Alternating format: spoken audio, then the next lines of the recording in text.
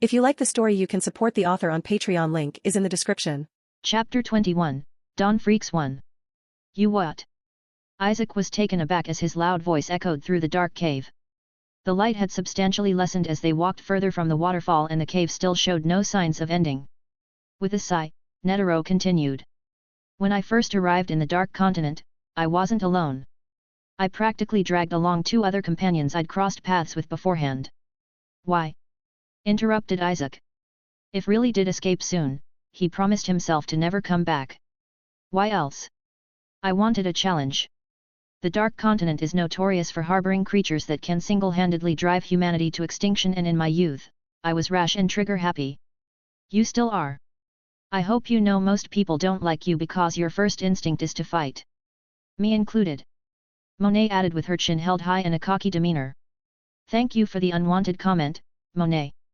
Netero replied without sparing her a glance. But upon arriving, my 2 other companions, who although were slightly forced still had their own reasons for venturing into the Dark Continent, as well as my younger self, were quickly overwhelmed when arriving. If it wasn't enough we couldn't use Nin, the minuscule amount spared to us was like a siren, attracting anything near us. To put it simply, we were overwhelmed. Us, 2 elite hunters and an extremely capable assassin. Hearing this, Isaac raised an eyebrow and wore a confused expression, but he quickly changed it so as not to seem suspicious. To make matters worse, before we could leave, that demon injected itself into my companion. Taking control. Netero spoke, every word carrying a hint of remorse although he tried to hide it. Darting his eyes between the AI before them and Netero, Isaac's eyes widened. You mean this is the friend you spoke of? The reason you're here? Netero quickly nodded. Yes. We were easily able to obey its commands and wished for something simple so we could be done with it all. The corner of Netero's mouth twitched as he continued. But instead of returning control to him, the AI left within the Dark Continent and we were forced to flee. Isaac could tell from the small emotions Netero wasn't necessarily sad. No. Angry would better describe it. But I didn't give up. I vowed from then on I'd return and save him. I trained tirelessly to overcome the atmosphere as well as increasing mine and capabilities. And I guess it's paid off. Netero looked to the AI. Upon finishing his story, a chilling silence enveloped the cave, the only sound being the tapping of their feet as they walked. It felt like they'd walked for hours. The small light had long since disappeared and Isaac was starting to feel a slight tiredness in his step. After an unknown amount of time, the AI stopped. If it weren't for the fact Isaac was channeling small amounts of Nin to his eyes for better vision, he'd have bumped into the creature. After stopping, Isaac and Netero, even Monet who seemed slightly surprised, could all be seen staring at a crude and poorly made door at the end of the cave. The AI grabbed the handle, soon pushing the door open as a loud creak echoed through the cave. After a few seconds, the trio shrugged their shoulders and entered the door. However, upon the 3 of them entering, the door swung shut. Instantly, a wave of refreshing air washed over the 3 of them. The thick atmosphere, strained and suffocating air had all disappeared. It feels normal. Isaac commented, taking in a deep breath and closing his eyes to savor the feeling of freedom for the first time. In the Dark Continent, it always felt as if Isaac was in a narrow alley or a small box. He hated the feeling of claustrophobia that always kept him on edge. It's like he'd just entered a new dimension. He couldn't even feel a wisp of the chaotic Nin behind the door. But most notably, he saw a drastic increase in his Nin. It was the first time in a while his Nin wasn't being weighed down, causing him to be surprised at the sheer difference in power. If his Nin was comparable to a small pond at first, it wouldn't be a stretch to say he now resembled a large river. As Isaac spoke, he felt a burst of power beside him that made him flinch a little. Ah, how refreshing! Smiled Netero. Without needing to explain, Isaac could tell why he was releasing his Nin.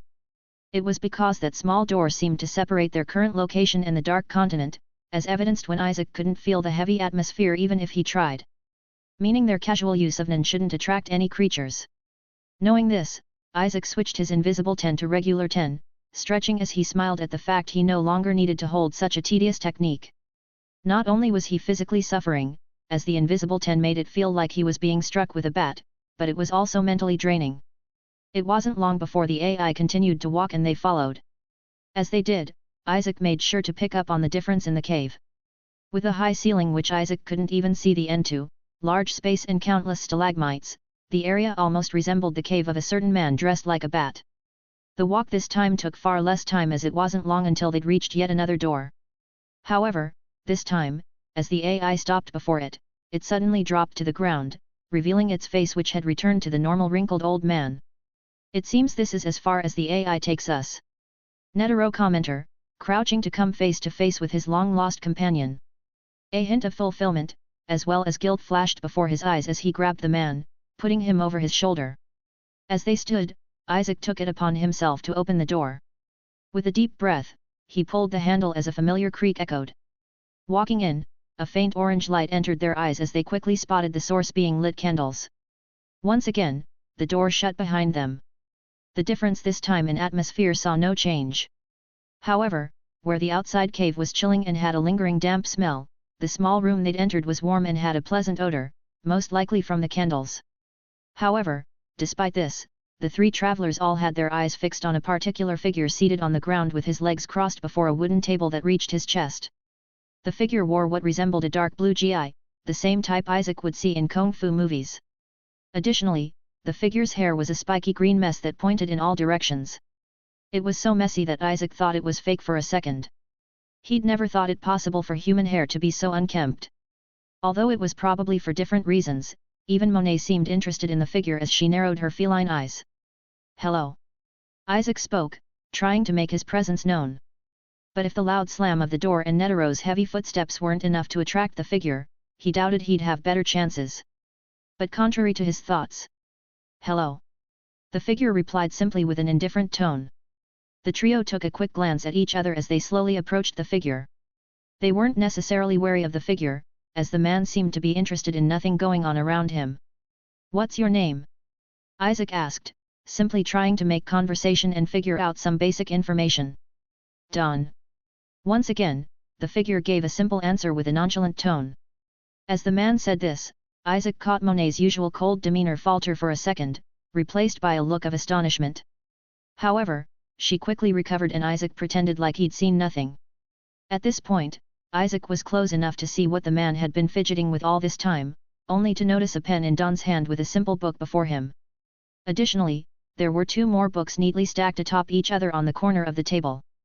Netero, who had long since placed the old man in the corner of the room against the wall, slowly reached for the two books, keeping his eyes on Don to see if there was any negative reaction.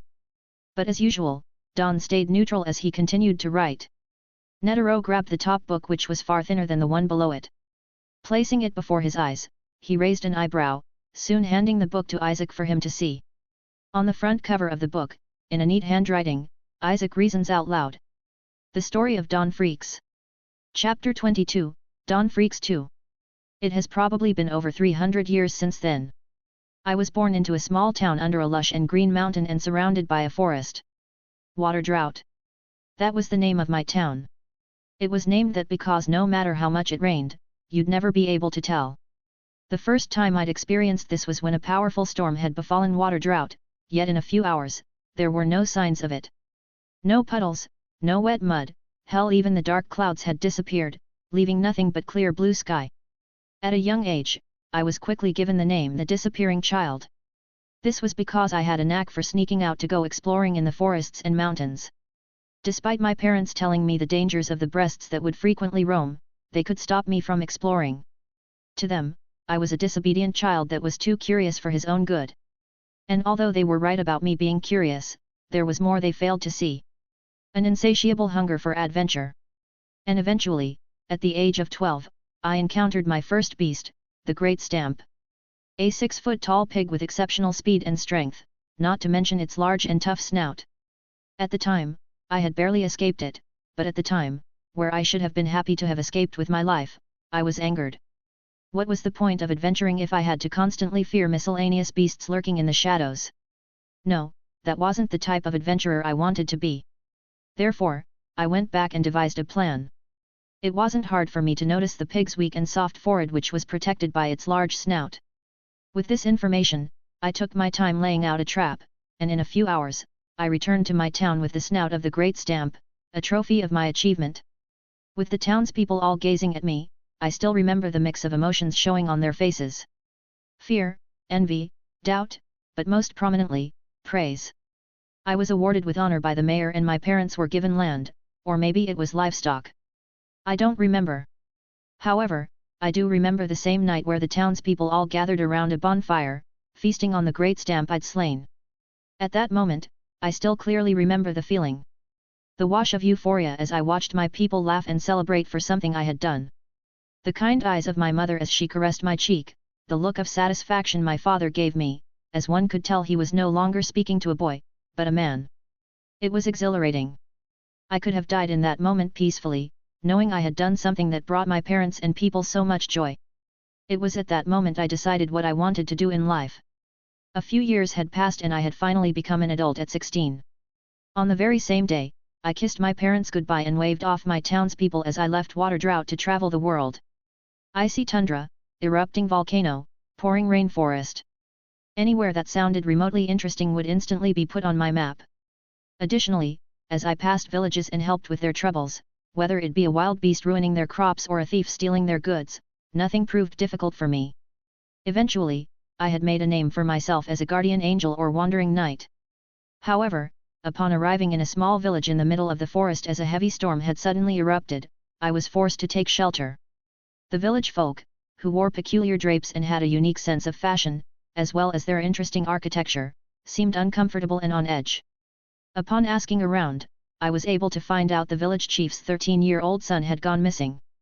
The chief, as well as a few trusted warriors, had gone out to search for him. But as the villager recounted the story, as well as a small summary of the son's adventurous and curious nature, I couldn't help but smile as I remembered myself at that age. So much so that I blurted out what I was thinking. He's probably waiting out the storm. I remembered saying, as the villager raised an eyebrow at my words. After hearing the story, I decided to venture out in the storm to look for the boy, soon finding him hugging his knees in a deep cave with a sprained ankle. He was a small frail boy with blonde hair and blue eyes that seemingly glowed in the dark. Additionally, it was hard to miss the small mole under his right eye that only added to his childlike charm. I quickly started a fire and gave the boy something to eat, and it wasn't long until we happily laughed as our hands tightly gripped the warm cup filled with tea. I was able to find out the boy's name was William and he'd hurt his foot whilst scurrying to seek shelter from the incoming storm. As the storm passed, I returned with the boy. The village chief, a short and burly old man with a long white beard, gave me his deepest thanks. In return for saving his child, the old man taught me an invaluable skill. He taught me Nen. During my training, I also was quick to find out the name the people went by. The Kurta clan. That's what they called themselves. I'll never forget my time there. Not only did they teach me Nen, but they also told me stories of a forgotten land that no one dared to trespass onto. The Dark Continent. They told me their ancestors, as well as the ancestors of everyone currently living in the known world had fled from what he described to be hell. Unlike in today's world, where Nen was a secretive topic, in the time their ancestors lived in the Dark Continent, Nen was known to all. From a housewife who used Nen to quickly finish her chores, to a warrior who fought in battles and blew apart boulders with a swing of his fist, Nen was a necessity, and for those who could use it, they were seen as crippled. However, upon a war suddenly erupting amongst the most powerful kingdoms at the time, countless people died. However, due to Nen and the vast emotions flowing through them, their death gave birth to the monsters that currently inhabited the Dark Continent. Or in other words, post-mortem Nen. It was because of this sudden overpowering new factor that the few individuals that were left had fled to the known world, while some were left behind, and upon arriving, Nen was ruled a forbidden art, soon becoming forgotten. As the chief recounted this story, it was like a flame inside me made contact with gasoline. This same giddy feeling was the same kind I'd get when looking out of the window and seeing the sun hide behind the clouds, few beasts peek through the trees of the large forest and a cool shade cast over the town as the mountain covered the sun. The thrill to see more. But, I knew that time would come. Despite me seeing the chief deliberately hid parts of the story from me, I decided not to pry. And so I trained for a whole year before leaving the Kurtas and resuming my travels. Because I now knew Nen and I didn't need to waste time setting traps for beasts and hiding out for the weather to become more favorable, my travels saw a significant increase in speed. Beasts were too weak to pose a threat, and I could conformably sleep through any weather without it affecting me. And because of this, after a decade, I had completely traveled the world, returning to Water Drought with wife I'd met along the way. One would think I'd rest for the rest of my days after becoming the greatest adventurer known to man. However, there was one problem I had with the current state of the world. It was too messy. Beasts posed too much of a threat and regular law enforcement were not equipped to handle them. Additionally, it was typical to see things like weather, some criminals with and peculiar occurrences completely wipe out some villages and small towns. Because of this, I thought of something. I alone couldn't fix all the problems of the world, however, countless individuals who were similarly trained might stand a chance. Therefore, I created the Hunters Association. And because of the name I'd made for myself, it was quick to expand. So much so I was soon approached by the V5 nations. Apparently, I had become a king of sorts in the world, similar to them. Of course, with the power that came with the Hunters Association, it wasn't a stretch to say I had the power of a whole kingdom behind me. It was because of this they decided to tell me the same story the Kurta chief had told me long ago. They didn't say it, but it was clear they were afraid of history repeating itself. After they'd left, I fell into deep contemplation for the next few days.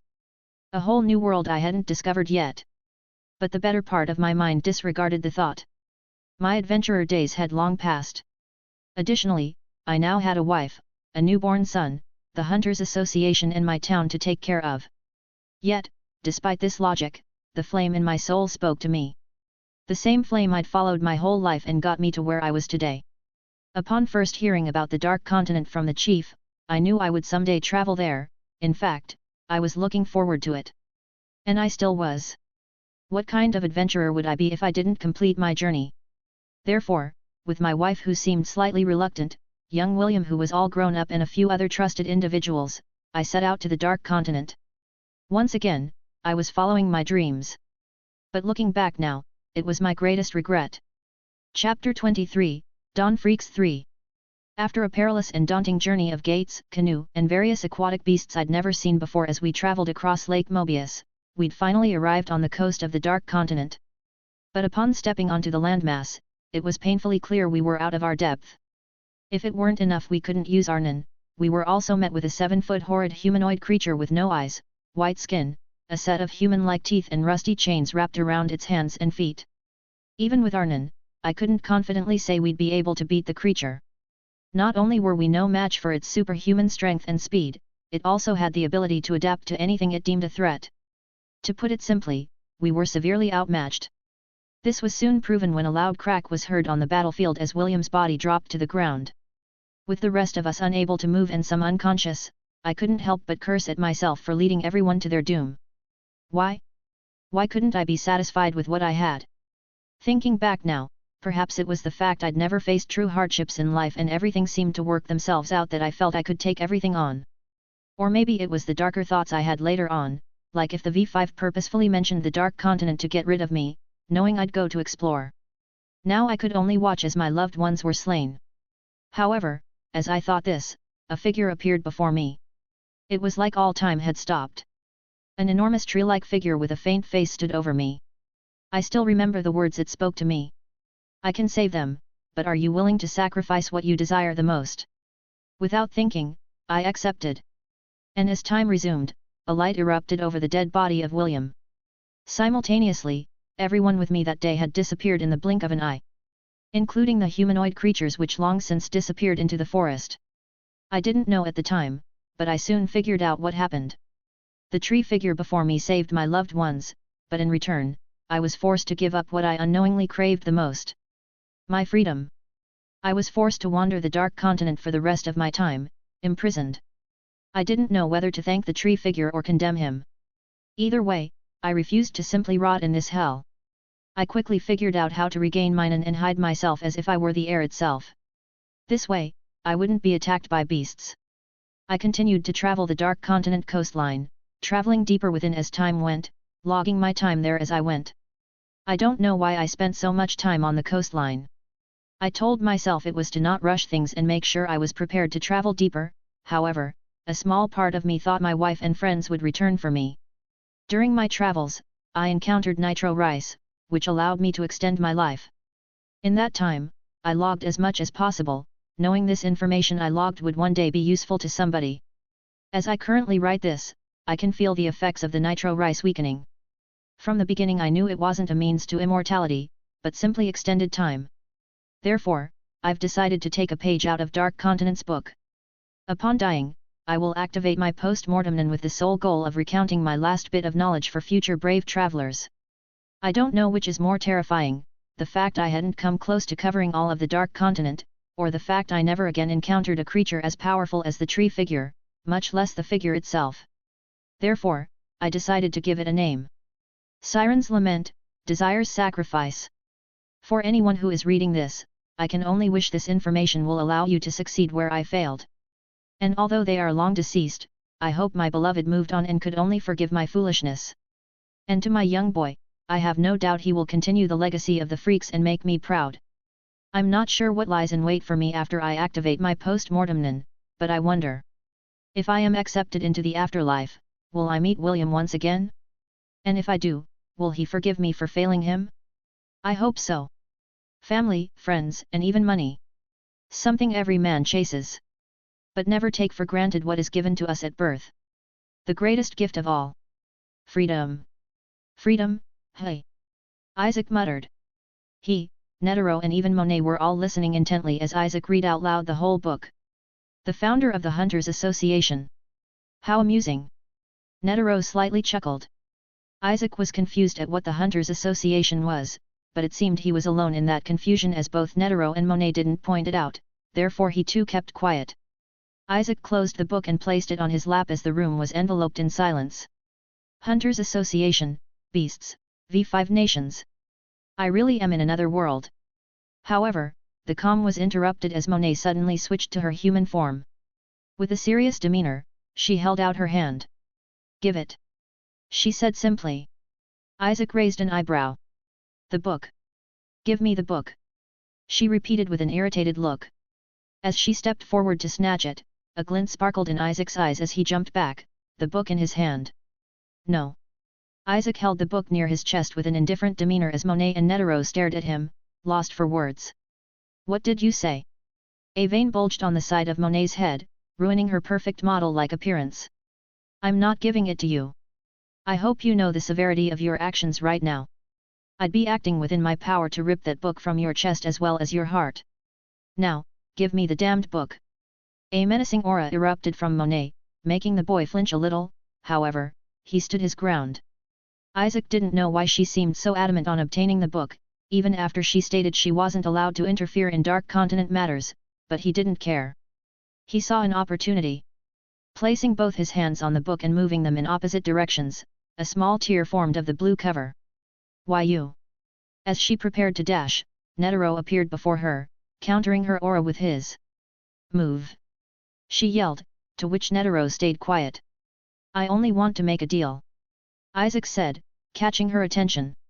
Tell me why the humans were at war. What was the choice they'd selfishly made without taking into consideration the future of their world and people?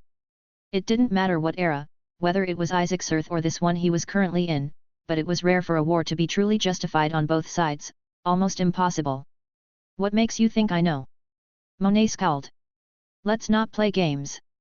You clearly know more than you let on. Isaac was right.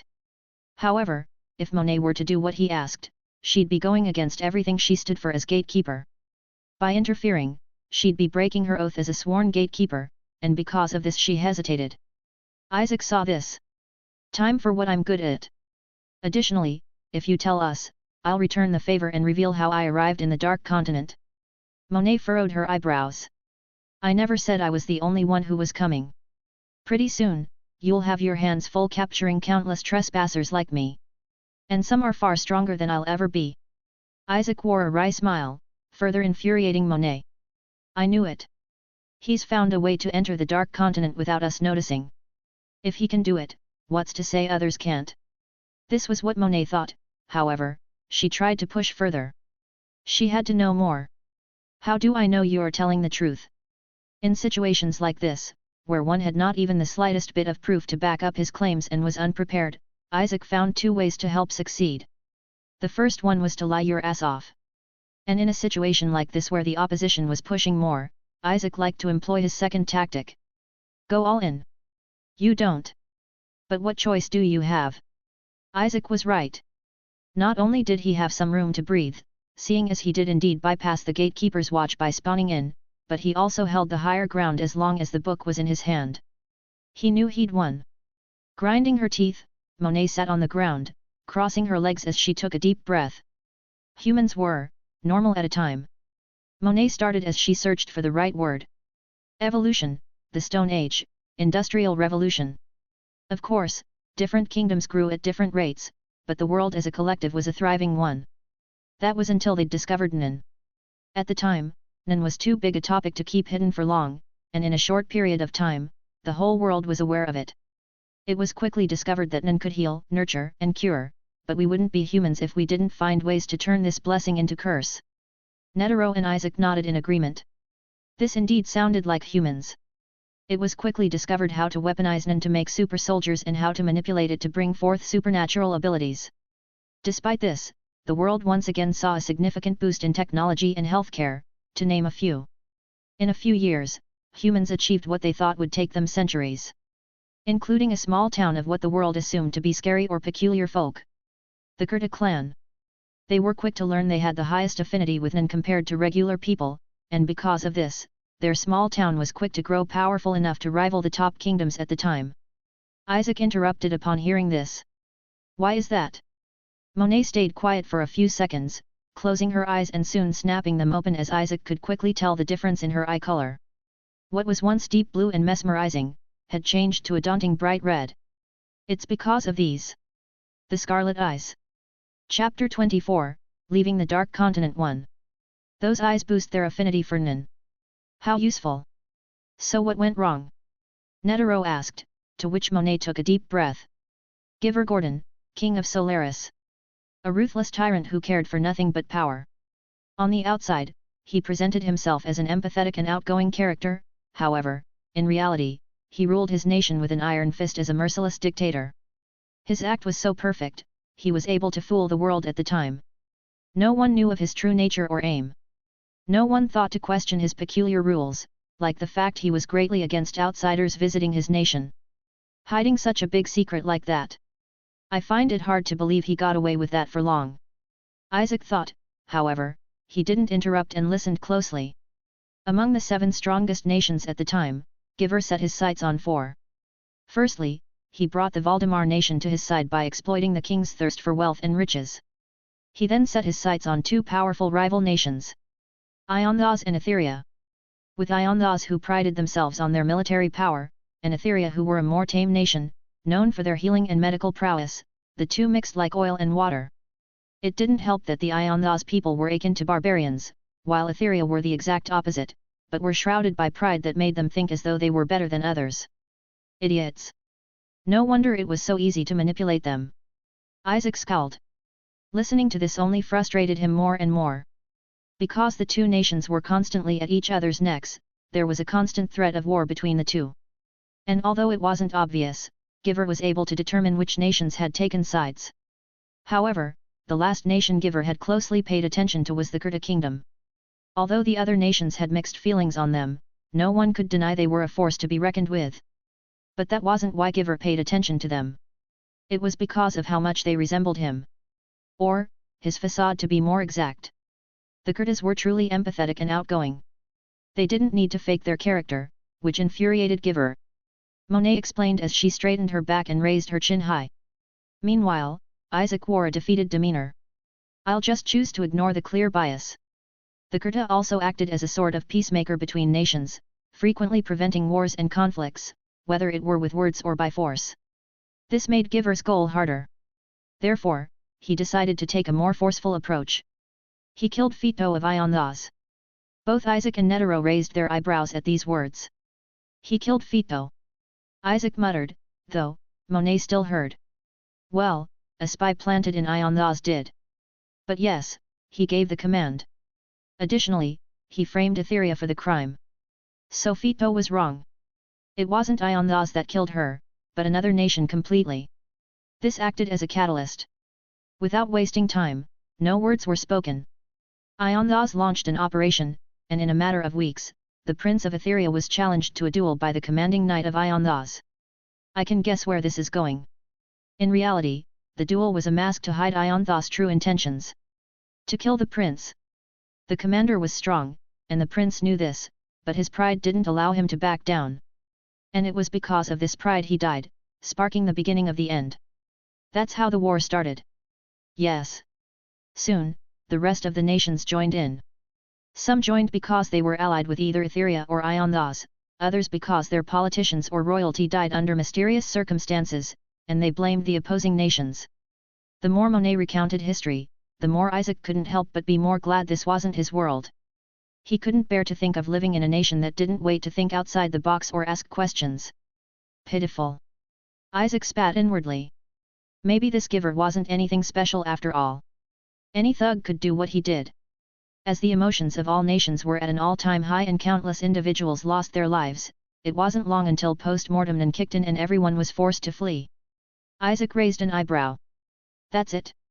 What happened to Giver? Where were the Kurtas during all of this? Netero nodded his head, he too wondering this. After a slight pause, Monet answered. Well, have you seen that enormous gaping hole in the ground near where we first met? Monet asked, to which Isaac pondered. He then shot his eyes open, remembering the never-ending dark void, whose he compared to Ionthos. Seeing his eyes sparkle, Monet continued. That was once Solaris. It was the Kurta clan's chief at the time that was responsible for this, making sure Gilder never harmed anyone else again. Isaac and Netero stayed quiet upon hearing this. One man was capable of that. Netero muttered as he smiled while a drop of sweat dripped down the side of his face. He didn't know whether to be saddened or glad someone as powerful as that was no longer living. So that's what the Scarlet Eyes are capable of. Godlike power. Isaac couldn't fathom someone being capable of such destruction, so to him, it was indeed godlike. After fleeing, while everyone else was scurrying for their pitiful lives, the Kurtas took it upon themselves to separate the Dark Continent and the New World with a large gate, which can only be opened with the Scarlet Eyes. Upon arriving to the New World, we Kurtas, despite knowing we could take over after seeing the sorry state of the nations, with some even being completely wiped out, decided to separate ourselves, living in seclusion while cultivating the next generations of the gatekeepers, teaching us various different techniques. It's how I'm able to turn into a cat and use Nan as much as I can without alerting GHE monsters. Additionally, Nan had become a heavily guarded topic, soon being forgotten so history would never repeat itself. Isaac didn't know what to think after hearing the story. If he had to put it into one word, it would be disappointment. To think all of humanity was brought to near extinction because a thug exploited the emotions of a few emotional nobles. Isaac could have lived without learning of the history. Meanwhile, Netero seemed to have a difference in opinion. So the Kurta clan are the gatekeeper. Who could have guessed? He laughed heartily. We had a deal. Give me the book. Monet glared at Isaac, to which he nodded and complied. Meanwhile, Netero stood before Monet, making sure she didn't hold any grudges. However, as Isaac was about to hand over the book, something he'd missed caught his eye. On the last page he's thought to be blank, he didn't realize there was something written on the opposite side. At first glance, it seemed like mindless scribble, however, with what he knew, he didn't take Don Freaks to be the procrastinating scribbler type. Therefore, as Monet and Netero were distracted, he ripped the page and stuffed it in his pocket, handing over the book shortly after. A silence then enveloped the room. Anyway, let's continue on to the second book. Netero said with a clap and smile. A Traveler's Journal, East. Isaac spoke as he closed the book. He and Netero sat opposite each other as Monet slept in the corner in her cat form. She'd long since lost interest after obtaining the diary. Isaac couldn't blame her. After all, the book they had just finished gave detailed descriptions on creatures of the Dark Continent, the most prominent being called the Five Calamities, something she already most likely knew. Despite finding the topic on certain area and plants interesting, Isaac doubted Monet would have the same enthusiasm. Speaking of the Five Calamities, Isaac was surprised to find the cranium, or as Don called them, the Brian. There was also a detailed description on the Labyrinth City, obviously being Ionthos. However, Isaac couldn't find anything on Phyto or the Eros. Because of this, Isaac could deduce Don only had vague knowledge on the calamities. Despite this, Isaac still found it interesting. Like the chapter on the Zabi disease. A disease of immortality at the cost of your sanity? This could bring about a real-life apocalypse. Although, it wasn't stated how one would contract this disease. But by far, what Isaac found interesting was Nitro rice, hey. Isaac held 4 grains in his hand. They had found these inside the book. Either Don left these for whoever found his journal, knowing they wouldn't help them, or he simply forgot them there, which he doubted. Don made sure to mention nitro rice in the journal, and to think this small grain could extend one's life by 2 times was something Isaac had trouble believing. Are you ready? Netero asked, taking one from Isaac's hand. Whether it was forgotten or meant for them, Netero and Isaac had already made their choice. Yes. As Isaac said this, they both tossed the grain into their mouth, swallowing instantly.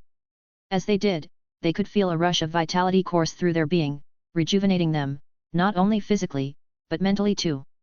But other than this, Isaac couldn't feel anything else. Did we just get ripped off? This feels no different than the arrows. Isaac spoke. However, upon glancing at Netero, he could only widen his eyes. What was once an old man, was now a considerably younger male with fewer wrinkles and longer and more vibrant hair. Whoa, you look 20 years younger. Isaac yelled in surprise. Oh? I guess the effects are less prominent on you because you are still a youth. Despite the validity of this comment, Isaac was too engrossed in the changes.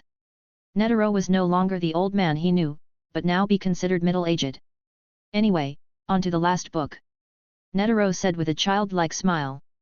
Isaac never thought he'd be the bookworm type. However, Isaac too felt excited to continue.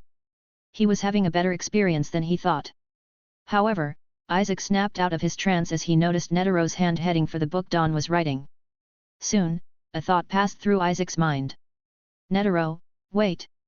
But it was too late. Netero grabbed the book from under Don, prompting the green-haired male to pause for a second. As if he were frozen, Don refused to move.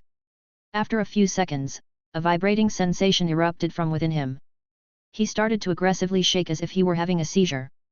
Simultaneously, his skin had started to melt. From the hair to the eyeballs and even the blue gi he was wearing. Everything had become a puddle under him. In the blink of an eye, what replaced the human male was a black-boned skeleton with red eyes and surrounded by flames. Or perhaps it was aura exuding from it. Isaac couldn't tell. To him, due to the intensity that made a cold drop of sweat run down his back, the first thing he thought was fire. And immediately after that, his second thought was, shit. Chapter 25, Leaving the Dark Continent 2. Shit. Isaac yelled inwardly. Netero stared at the black skeleton, soon dropping the book and getting into a stance, ready for battle. Isaac's eyes shot between the two. He'd surely die just by being near the two if they fought. Seeing the massive and suffocating aura exuding from the skeleton, and knowing what Netero was capable of, he instantly knew he was nothing more than an ant amongst 2 raging mammoths. However, Isaac noticed something. Catching a glimpse of the skeleton's eyes which resembled a dark abyss, the red pupils were fixed on blue book in Netero's hand. It didn't take a genius to figure out what was happening. Without saying a word, Isaac snatched the book from Netero's hand and tossed it toward the skeleton. Grabbing the book in midair, in the blink of an eye, the skeleton was no more, changed back to a clothed Don who soon took a seat, flipped his book open and continued writing. Seeing this, everyone in the room, including the attentive Monet, all calmed down. It's a post-mortem and with the sole goal of completing his journals. I guess it'll do everything it's its power to do so. Isaac explained, sighing in relief. Is that so? Netero asked rhetorically, while Isaac witnessed a glimpse of displeasure worn on his face for a second. This crazy old man was looking forward to that battle.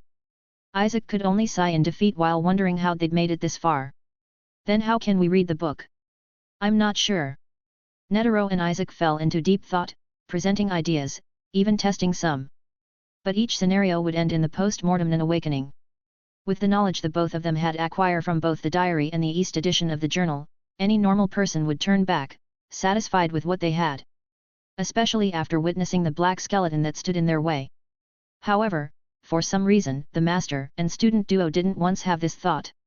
They'd sacrificed their lives coming this far. They'd be damned if they were to leave empty-handed.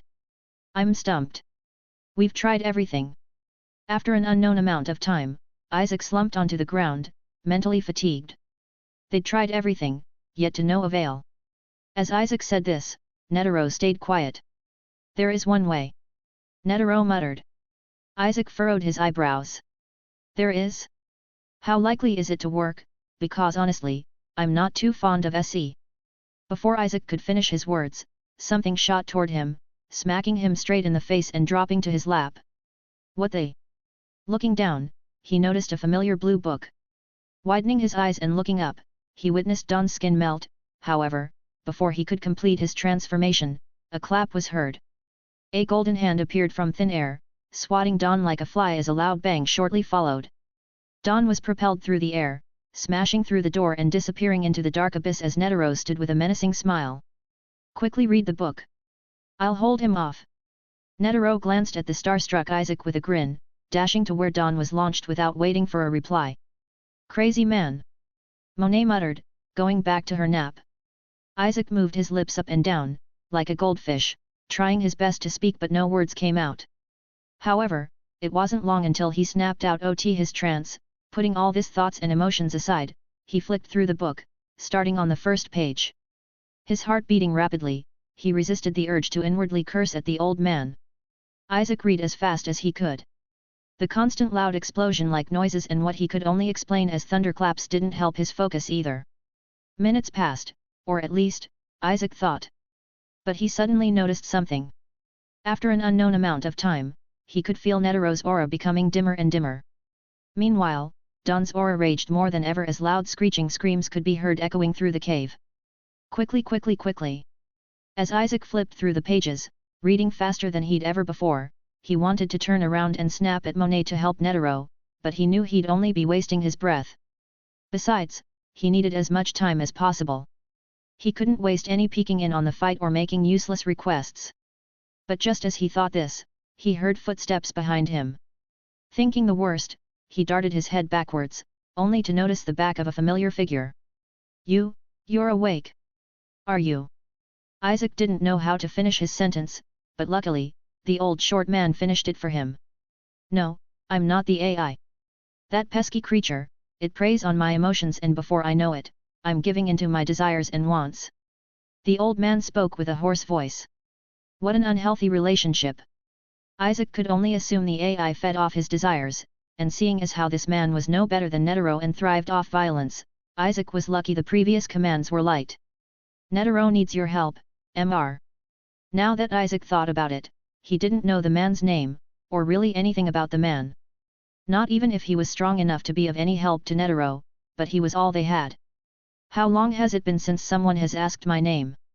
The old man asked, tilting his head up as if he were reminiscing. Soon, the old man continued in a tone similar to that of a strict grandpa. No matter.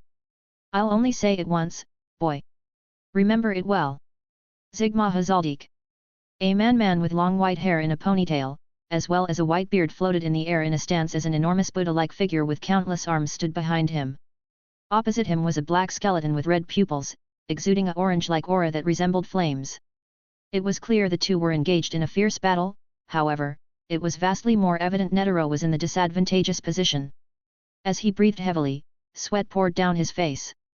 10, 20, 30 minutes, he didn't know how much time had passed. However, he knew he couldn't keep going for long. His moment of respite was short as the black skeleton dug its feet into the ground, cracking the earth below and shooting toward Netero like a bullet. 42nd hand. In the blink of an eye, one of the large golden hands behind Netero, moving just as fast, blocked the black skeleton's path. Bringing back its arm, the skeleton let out a powerful punch, smashing into the golden hand as a loud bang was heard. Netero winced, however, as the skeleton's momentum was now disrupted, it had nowhere to go. In the blink of an eye, countless golden hand appeared from every direction, diminishing any hope of escape as the skeleton could only succumb to the fate of being squashed like a bug. In an instant, the hands all came together with the skeleton in between. Netero exhaled, succeeding in his attack, however, he knew it was far from over. A few of them hands slowly moved further and further from the middle as a black figure emerged, pushing the golden palms away from him. His red pupils glowed as the figure used any footing it had to shoot toward Netero. Once again, a golden hand smacked the skeleton away. Netero and Don had now engaged in a viscous back and forth, as Don would dash toward him and Netero would swat him away. If it weren't for the fact the black skeleton didn't seem to have any form of intelligence, its one goal being to only retrieve the book and destroy anything that stood in its way, Netero was sure he'd have a far harder battle. However, it didn't change the fact he could keep up for long. This was soon proven as a heavy fist from Dawn landed in Netero's gut, sending him soaring through the air and crashing into the solid earth behind him. Netero spit a river of blood as his Buddha diminished. He dropped to the ground, looking up to witness Dawn speeding toward him. Despite being closer to his prime and feeling far more powerful than a few hours ago, it proved insufficient as Netero heaved loudly.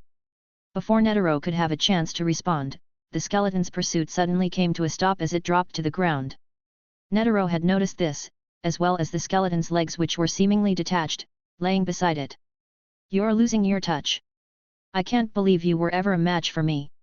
A hoarse voice emerged from the darkness as one could see a short wrinkled man standing with his hands behind his back. Netero's lips curved upwards. "It's about time you started pulling your weight. It's your fault we're even in this mess. And don't think I didn't notice you pretending as if you were asleep all this time." Netero replied, getting to his feet. "Oh please, I didn't ask you to come back for me. Besides, when you've lived in this noisy hell for this long, you'll take any chance you can get to get some shut-eye." The two soon came face to face, grinning at each other without saying a word. To most, after seeing a long-lost companion, they'd express more emotion. However, for Zig and Netero, that grin was enough. An ear-piercing screech brought them out of their conversation as they glanced toward the black skeleton who'd seemed to regenerate its legs. "How noisy!" Zig stuck a finger in his ear and spoke with an annoyed look. "Right? It's like he has no consideration for the people around him." Netero stretched his aching back. "What do you say we teach this youth some respect?" Zig bent his legs and raised his open palms before him. "I'm pretty sure he's older than both of us combined, but why not?" Netero grinned as he placed both palms together. Chapter 26, Leaving the Dark Continent 3. Dawn, or rather the black-boned skeleton with almost orange tangible aura seeping out of it, let out a feral screech as the ear-piercing sound echoed through the cave. Zig and Netero stood opposite him, their demeanor unobstructed as they prepared for battle and took their stances. "Buy me some time. I need an opening to end this," Netero muttered, glancing at his companion. Zig stayed quiet, only nodding his head slightly. Netero, seeing this, took a few steps back. As he did, the skeleton disappeared from his position, reappearing before Zig in an instant. Raising his fist, the skeleton prepared a powerful punch. However, as it pulled back, its arm suddenly came to a halt, as if something was holding it back. Taking this opportunity, Zig, his expression cold and devoid of any emotion, extending his fingers and like a knife, stabbed his hand through the skeleton's ribs. Pulling his hand back from the hole he'd created in the opponent's ribs, Zig leapt into the air, spinning his body and landing a clean kick on the jaw of the still immobilized skeleton. Tisk! Seeing the skeleton take a few steps back and instantly regenerate the hole in its chest, Zig ignored the numbing feeling he felt in his fingers. He could tell if he were to make any further reckless attacks, his body wouldn't last long. The skeleton, noticing the thin trace of Nan tied around his hand which caused him to be immobilized, tore through it. Raising his hand, palm facing straight ahead, thin traces resembling strings twisted around each other, forming small balls around Zig. In an instant, they were launched, like bullets. However, the skeleton showed no fear as it ignored the string bullets, suffering under the attack but healing just as quick. As it punched, Zig waved his hands as thin strings appeared before him, blocking the punch and letting out an ear-piercing noise. Despite this, the skeleton refused to back down as Zig continued to create a wall of string. In an instant, the two were engaged in a furious exchange of blows as the ground beneath them crumbled and shockwaves erupted. Meanwhile, Netero stood in a familiar stance not too far away, wearing a proud smile as he watched the battle unfold. A battle between a Freaks and a Zaldik. Such power! He muttered. This sent a wave of excitement through Netero, fueling him as he could feel his aura rage. However, as the battle continued, it was clear Zig was at a disadvantage. The gap in strength and speed was too much. Because of this, it wasn't long until the black skeleton was able to grab onto Zig's neck, squeezing until a loud crack was heard. Seconds passed as an ominous silence enveloped the area. Dropping Zig, whose eyes had dulled, the black skeleton set his eyes on Netero. Seeing the middle-aged man in the distance, in an instant, the view before him was turned upside down. With his legs wrapped around the skeleton's neck, Zig could be seen with his muscles bulged, removing his hands from the skeleton's skull after twisting it. Yet, Zig knew this wasn't enough. Before the skeleton could have a chance to regenerate, the dead Zig in the ground quickly lost color, soon changing shape and pierced the skeleton through the center of its chest, lifting off the ground. Seeing the previous Zig turn into a bundle of string that was now impaled into the skeleton's chest, Netero smiled in the distance.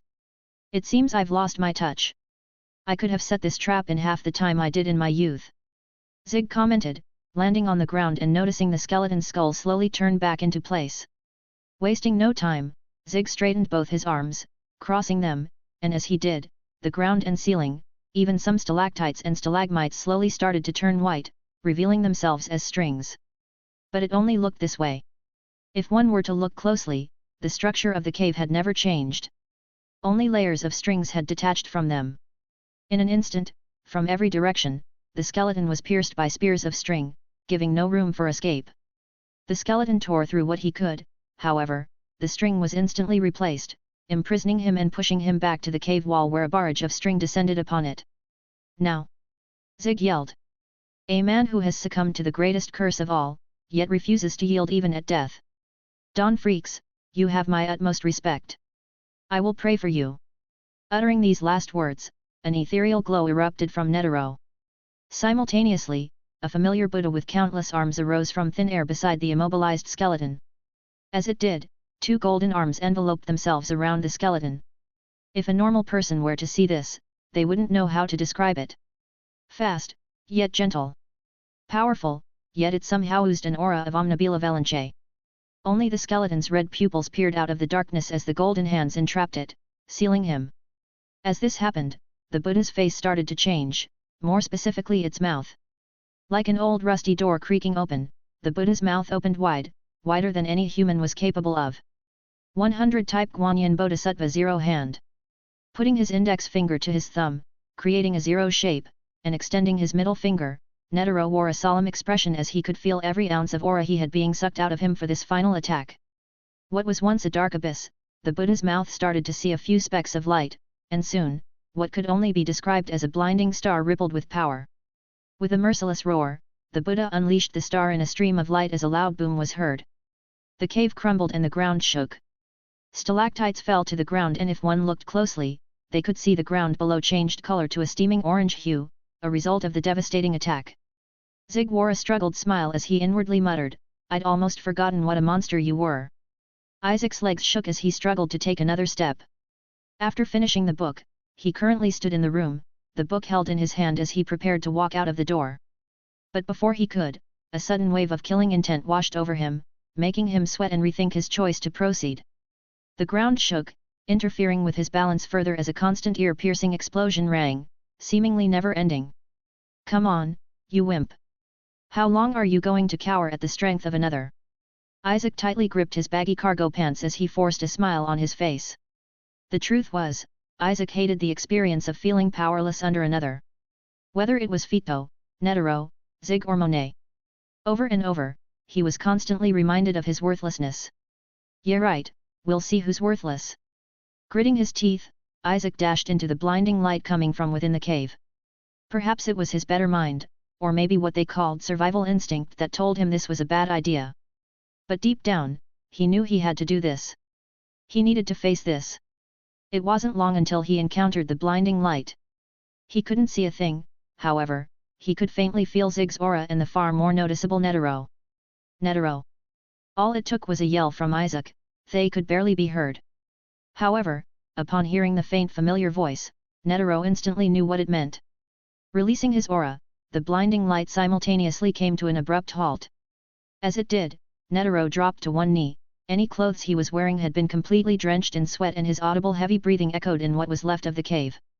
A few seconds of still passed as the Isaac feared Netero's attack may have been too much for Dawn. However, it wasn't long until an ear-piercing screech was heard and a blurred dark figure bolted toward Isaac. Isaac jumped a little, however, he was quick to toss the book toward where the figure was coming from. The skeleton came to an abrupt halt, grabbing the book in the air with one hand, only a few feet away from Isaac. In the blink of an eye, the skeleton reverted back to Dawn. With an emotionless demeanor, Dawn quietly walked back to his small room, disappearing into the darkness. As they all witnessed this, they all had the same thought. Not a single scratch. They could only be grateful the skeleton wasn't a bloodthirsty monster. Otherwise, things would have ended differently. Snapping out of his trance, Isaac ran to Netero's aid. "Are you okay, old man?" Isaac said, helping Netero up. "Hey, that's middle-aged man to you. No old man could have pulled off such a great attack." Netero replied with a cocky smile. "Well, if you're so great, you should be able to walk on your own," Isaac said, slightly releasing his grip from Netero as the old man stumbled and almost face-planted onto the ground. "Hey, I was only kidding," Netero cried out, hanging onto Isaac with all his might as the boy chuckled. However, despite what he said, Isaac couldn't help but agree with Netero. What he did was indeed great. He'd never seen anything like it. "Oh please. You're only standing here because I saved your sorry behind." Zig approached them, speaking with a condescending tone. "I'd love to watch you old men battle it out, but I just want to leave the Dark Continent." Isaac sighed. "Before that, what did you learn from the book?" Netero curiously asked. "Ah, I almost forgot. The book wasn't completely finished, however." Before Isaac could finish, a loud bang was heard as he felt a cold chill run down his spine. Not just him either. Zig, Netero, and even Monet couldn't help but freeze a little. They all soon turned their heads toward where the battle had previously ensued, only to be met with a giant hairy fist penetrate through the previously weakened cave wall. Looking at the large gaping hole, one could see it lead outside to the Dark Continent. This became even more apparent after a heavy atmosphere descended upon everyone, weakening their aura significantly. The large hand opened, revealing long sharp claws. Zig, acting quickly, waved his hand as countless thin strings created a wall, blocking the hole. But seeing his strained face dwindling aura, Isaac could tell he would last long. With both Netero and Zig weakened from the previous battle, and knowing Monet would be of no help, Isaac felt a heavy sense of responsibility fall onto his shoulders. His mind ran rampant as ideas and plans formulated in his mind. Anything that could help them survive. It was up to him. Isaac's thoughts trailed off as he remembered something. Looked down to his chest, he stared at his compass which pointed in a certain direction. After a few seconds, Isaac bit his lip, soon putting on a difficult smile. "Damn it!" he muttered, yet Netero beside him was able to catch it. "What are you mumbling about?" he asked, but Isaac ignored the question. Turning his head, he spoke. "Netero, I need you to do something for me." Chapter 27, Leaving the Dark Continent 4. A boom was heard as Zig dropped to one knee, exhausted.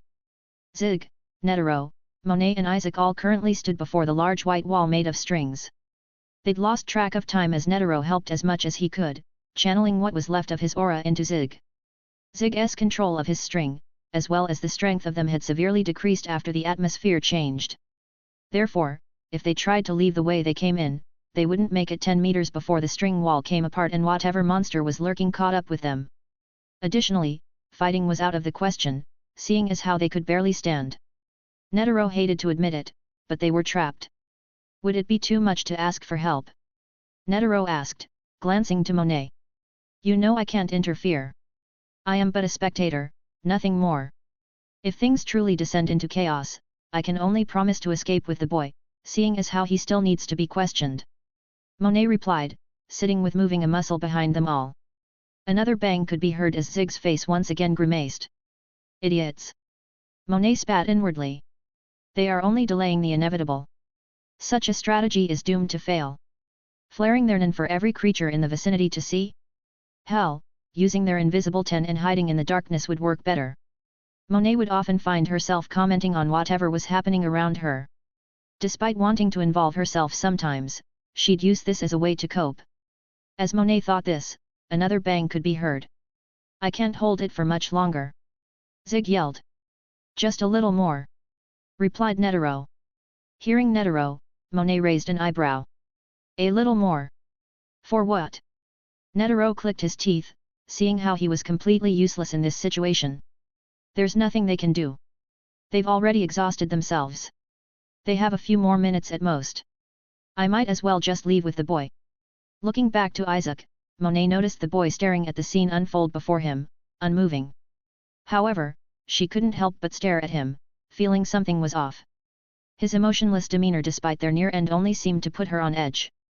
"I'm at my limit," Zig yelled, cutting off Monet's thoughts. As he said this, Monet darted her eyes to where Isaac was standing after noticing some movement. However, she was left speechless. Isaac had suddenly fallen apart into a bundle of white strings, soon disappearing back into Nan. What? Monet uttered. However, it wasn't long till she understood what was happening. In the blink of an eye, she changed into her human form, her blonde hair falling to her shoulders and her blue eyes shining in the darkness as a heavy aura erupted from her. Where is he? She had barely finished her sentence as another boom was heard. However, this time, it didn't come from the wall of string before them. Instead, it came from the direction when Dawn resided. Seconds after the explosion, an ear-piercing screech was heard as a familiar black-blue shot past them. Creating a small hole in the wall of string leading outside, the black blur did not hesitate to leap through, disappearing into the dark continent. Meanwhile, Zig seemed to have regained some color on his face as he mumbled. Holding back those monsters out there, I can deal with. But subduing that skeleton is a whole other level. Well, we've done our part. It's up to him, commented Netero. Do you really think he can do it? Zig asked. He couldn't help but be a little skeptical. Don't underestimate the boy, Zig. I'll have a feeling he'll surprise us all. Surrounded by an endless amount of plant life, a boy with bright amber eyes, messy unkempt black hair and a compass pointing toward where he was facing came to an abrupt stop after feeling an ominous and foreboding feeling before him. After running for an unknown amount of time toward the direction his compass had been facing since the first day he found it, Isaac forcefully smiled. I've finally found you. Isaac spoke. As he said this, movement could be heard as a figure appeared from the darkness. The siren's lament, Desire's sacrifice. What came into Isaac's view was a 7-foot-tall tree with countless cracks and crevices adorned on it. The tree was visibly old, however, it had a supernatural aura to it. It didn't help that if one looked closely certain crevices could be seen outlining a face, mouth, and eyes. I'm surprised you've found me. Usually I'm the one who seeks out those in need. The tree spoke with a hoarse tone. It seemed peaceful, even wise, yet the reverberation made Isaac's hairs stand up. Isaac tried to reply, but he couldn't help but feel countless gazes upon him coming from the shadows. Don't mind them. Think of them as my little helper. They will not harm you. Hearing the siren speak, Isaac relaxed. I surprised myself in finding you too. If it weren't for this. Before Isaac could finish, the tree interrupted. The compass. Yes, I'm aware. I've been following your adventure through the Dark Continent ever since you mysteriously arrived in Ion Thos. Good. Then you know why I'm here right now. I wish. Isaac was once again cut off. You seem to be mistaking me for the AI. I do not grant wishes. I provide a deal. But I ask you, child. Why should I give you what you desire? As the tree said this, Isaac grinned. Because you have no choice. The tree paused, staying quiet. Am I wrong? You see, on my way here, I thought of an amusing scenario. You, like every other monster, were once a human. A human, who at death, was granted his lifelong desire for power. Isaac was not wrong. It didn't take a genius to realize the siren held a godlike power. But, you had no choice but to sacrifice the ability to ever wield such power yourself. Forced to bargain with desperate humans. Is this why you've come to me? To tell me about your fantasies? The siren spoke. Still playing dumb? Well, tell me this. Does the name Giver Gordon ring any bells? Saying this, a dark and ominous aura seeped out from the siren as Isaac could notice the crevices on its face contort, as if it were disgusted. You think you know me? The siren spoke, its voice changing from a wise old man to a bitter onlooker. Just because that filthy Kurt had told you about a convoluted backstory. No, in reality, I was not a lucky king thirsty for power. Isaac always knew Monet had somewhat told a biased version of the story, but he didn't think it was much different to what actually happened. In reality, I saw the threat Nan posed to humanity. Such a miracle power appearing from nowhere was too good to be true. I tried to convince the nations to hide the discovery of Nan, but I was ignored. Additionally, upon the rise of the Kurta who presented themselves as miracle workers and glorified Nan, my opinion was further ignored. Therefore, I decided to put matters into my own hands. By having the nations destroy each other, I'd planned to rise as the single emperor of the world, ridding both the Kurta and Nan from the world. Isaac stared with an emotionless demeanor as silence descended the area. How ironic! Isaac muttered as the siren listened. You feared Nan, yet you were the reason humans were nearly driven to extinction. Once again, silence. The crevices soon changed on the siren's face as it spoke. Isaac, your current desire, for your friends to escape, shall be granted. However, in return, you must sacrifice something of equal level. Your peace, the siren spoke. You too shall be forced to roam the dark continent for the rest of your days, imprisoned. Isaac stayed quiet for a few seconds. Despite what he'd been told, his expression didn't falter for a second. Do it. Meanwhile, in the distance, Zig sweated profusely as a wall of string blocked the hole in the wall. Where is he?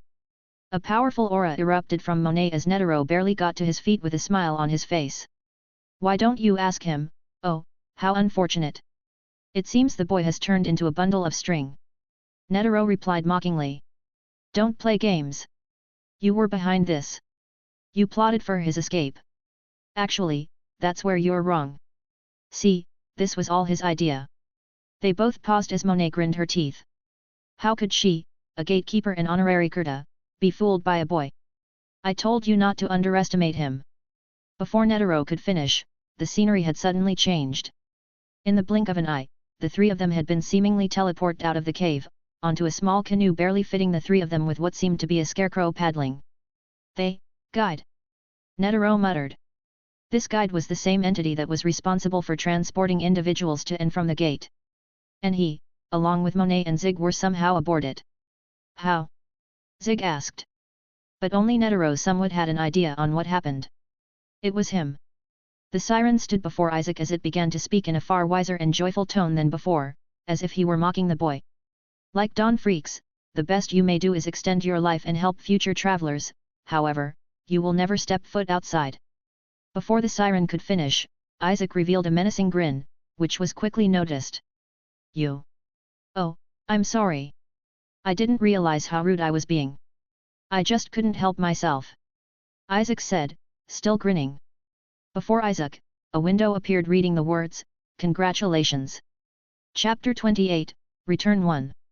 As Isaac stood before the 7-foot siren, grinning widely, a voice came into his ear. Isaac, my boy. Are you there? A familiar voice rang in his ear. Netero?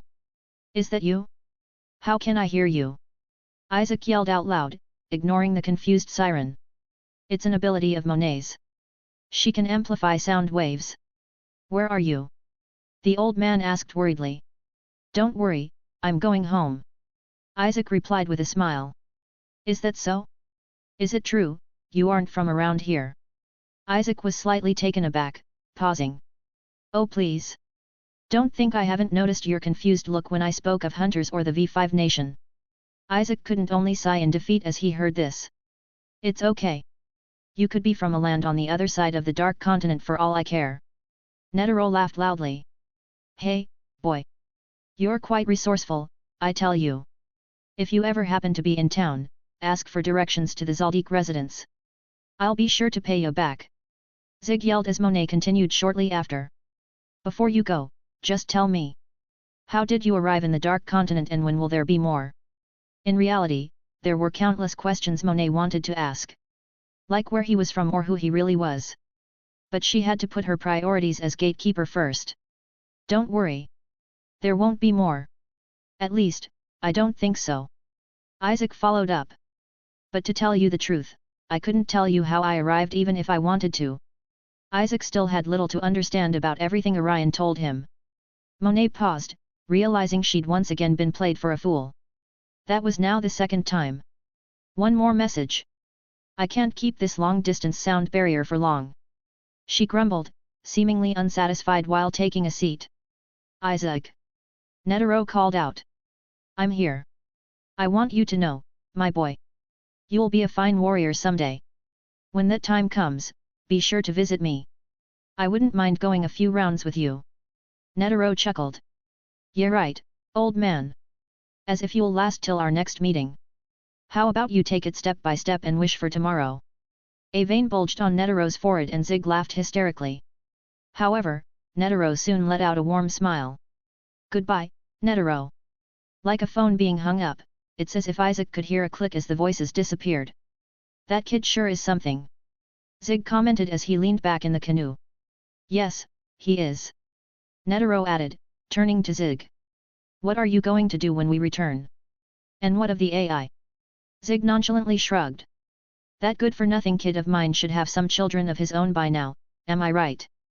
Zig asked, to which Netero nodded. Not only are you a grandfather, but a great-grandfather too. Is that so? Perhaps I'll have one of them help me out. Tisk. As the two men spoke, Monet clicked her teeth as she slumped onto the ground. What's her problem? Zig asked, annoyed at her vigorous movements which made the canoe shake. Quiet, midget. Monet hissed. What? Perhaps the copious hair in your system is causing you to forget you're talking to a Zaldik, feline. Monet's eyebrow twitched. Zaldik who? Allow me to show you the true power of an honorable clan. Fear the Kurta. Monet shot to her feet as a thin blue barrier coated everything around them. Pathetic. There's a reason your people live in the trees and mud in today's age. Your legacy has ended. Deal with it. Zig stood as thin strings wriggled around his fingers. Meanwhile, Netero sighed as he sat between them. This is going to be a long trip. Sorry for that. Isaac smiled whilst staring at the siren. Does your sacrifice not bother you? The siren asked, watching the boy nonchalantly smile. Ah, well you see, I'm at the mercy of a force even greater than yourself. What is the meaning of this? As Isaac said this, he glanced to a window that had appeared ever since he'd been granted his desire. Survive the Dark Continent. Completed. You see, ever since arriving and seeing my quest to survive, I had assumed I'd only be able to go back upon leaving the Dark Continent. But I was mistaken. You see, my quest wasn't to escape, but to survive. Like Don Freaks. The siren narrowed its eyes. With no hope of escape, all he could do was survive. But in his journal, he mentioned something. After the encounter with you, he'd never met something quite as terrifying. It was because he survived you that the rest of the Dark Continent seemed less threatening. Are you suggesting that surviving me means surviving the Dark Continent? Hey, take out the big boss and the rest'll be small fry. Every street thug knows that much. Saying this, Isaac rummaged through his pockets. Now. Isaac pulled out a familiar blue book from behind him. Simultaneously, an ear-piercing screech that echoed through the forest was heard. I have a debt to repay. No hard feelings, et. Waving his arm, Isaac tossed the blue book into one of the many crevices of the siren as the book squeezed into the tree, seemingly disappearing into a dark abyss. Don Freaks, take your revenge. You. Crashing through plant life like a truck, the black skeleton instantly appeared before the siren. Wasting no time, the black skeleton dug its hand into the siren, then did the same with the other. In a matter of seconds, the skeleton could be seen tearing through the siren as branches and wood flew through the air. You bastard! Haven't you ever been told not to trust a scam artist? Isaac shrugged with a grin. He could feel his body becoming lighter, as if he were about to be turned into gas itself. He smiled at the thought of finally leaving this hell and returning to Earth. How long has it been? Weeks? Months? No. A feral howl could be heard from the siren interrupting Isaac's thoughts. However, before he could say anything more, a figure launched toward him from the shadows. Seeing the familiar human set of teeth, durable exoskeleton, large beady eyes, antennae and insect-like limbs, what Isaac remembered as a former enemy had bolted toward him. Isaac darted his eyes toward the figure. He was taken off guard. He'd become too cocky, and because of this, he couldn't react in time. The insect slammed its palm onto Isaac's mouth, wrapping its 3 long fingers around his jaw. However, that wasn't what scared Isaac. The attack itself wasn't anything too powerful. Instead, it was the unknown substance that was shoved into his mouth. The unknown substance which he'd involuntarily gulped down, swallowing completely.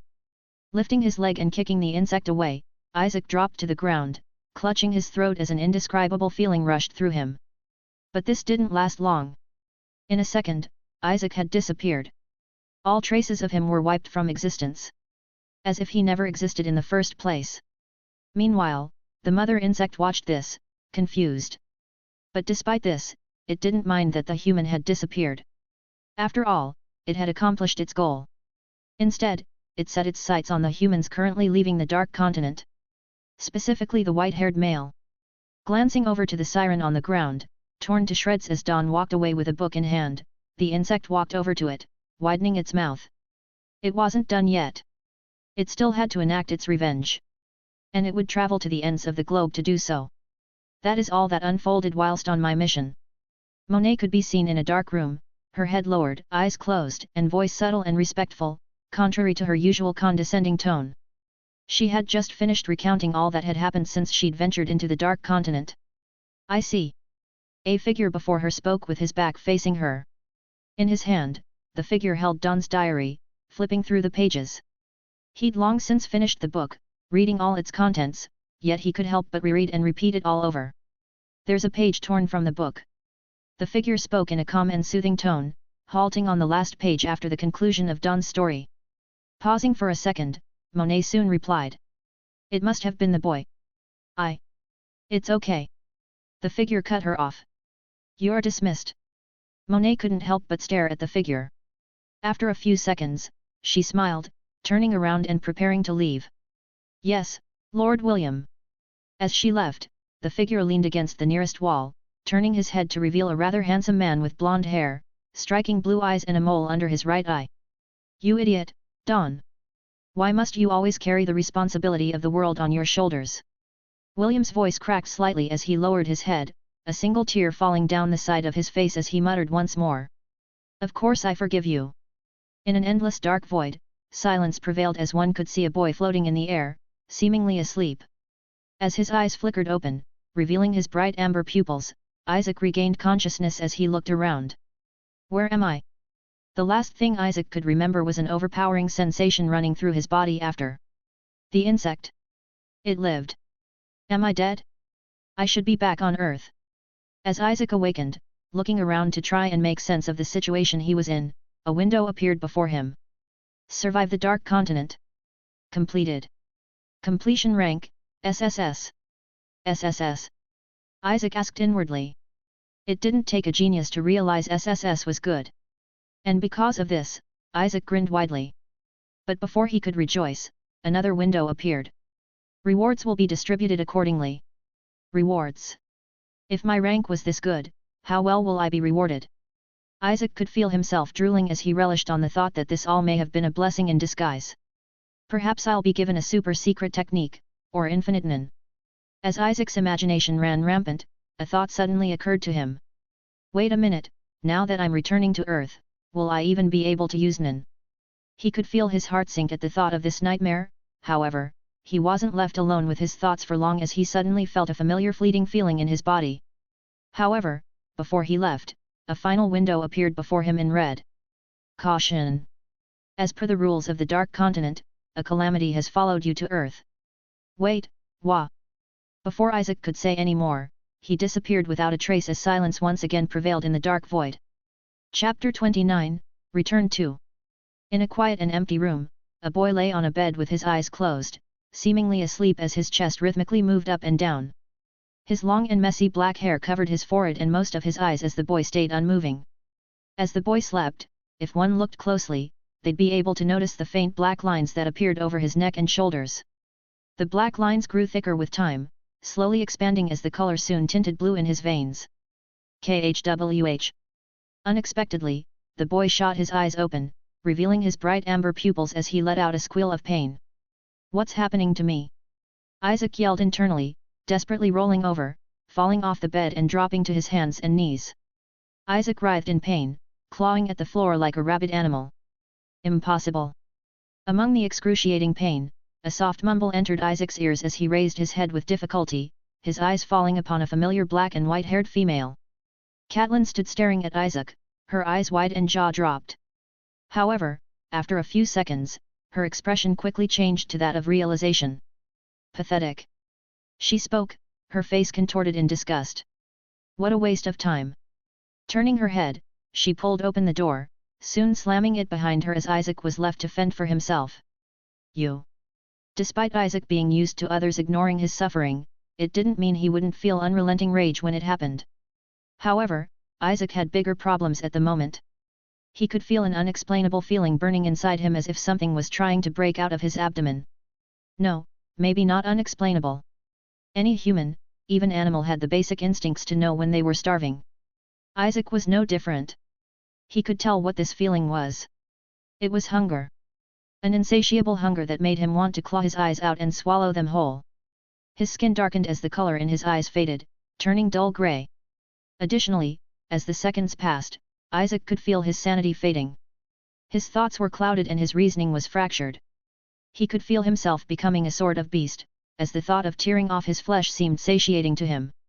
With nothing else to do, and with the feeling of his mind crumbling, Isaac called upon his trump card. He summoned his Nen. Fortunately, he could instantly feel his Nen rising with just a faint thought.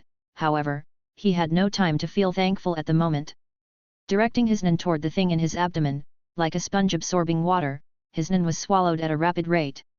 As color returned to his skin and his eyes reverted to their usual amber, Isaac could feel the thing inside him settling. Despite his thoughts still feeling somewhat fractured and his body feeling fatigued as if he hadn't eaten in weeks, Isaac was feeling better than before. Although, he knew this would only last till his Nen ran out. Letting out a sigh of relief, he sat up with his back to the bed frame, sweating profusely as he noticed something from the corner of his eye. "Orion!" Isaac muttered, staring at the man beside him in a deep squat. "Greetings, kid. How are you doing over there?" Orion, his eyes drooping as if he were sleepy and wearing glasses that did nothing to hide this fact, raised his hand as he greeted the boy. "Have you been there this whole time?" Isaac asked after a slight pause. "Pretty much. I was quite surprised to see you wake up after 3 months and suddenly start seizing on the ground. I thought you were turning into a terror," explained Orion as Isaac widened his eyes. 3 months. He muttered, to which Orion soon nodded. Picking himself up and taking a seat on the bed, the room was enveloped in a sudden silence. "What was going on with you?" Orion soon asked, breaking the silence. Isaac stayed quiet for a few seconds. "I'm still trying to figure it out myself." Although Isaac had said this, the truth was, he had an idea of what was wrong with him. How could he not? The knowledge of everything he'd read in Don's journals was still fresh in his mind. Zabi, the disease of immortality. Isaac thought. A disease which granted immortality didn't sound bad at first, even to Isaac when he was reading it for the first time.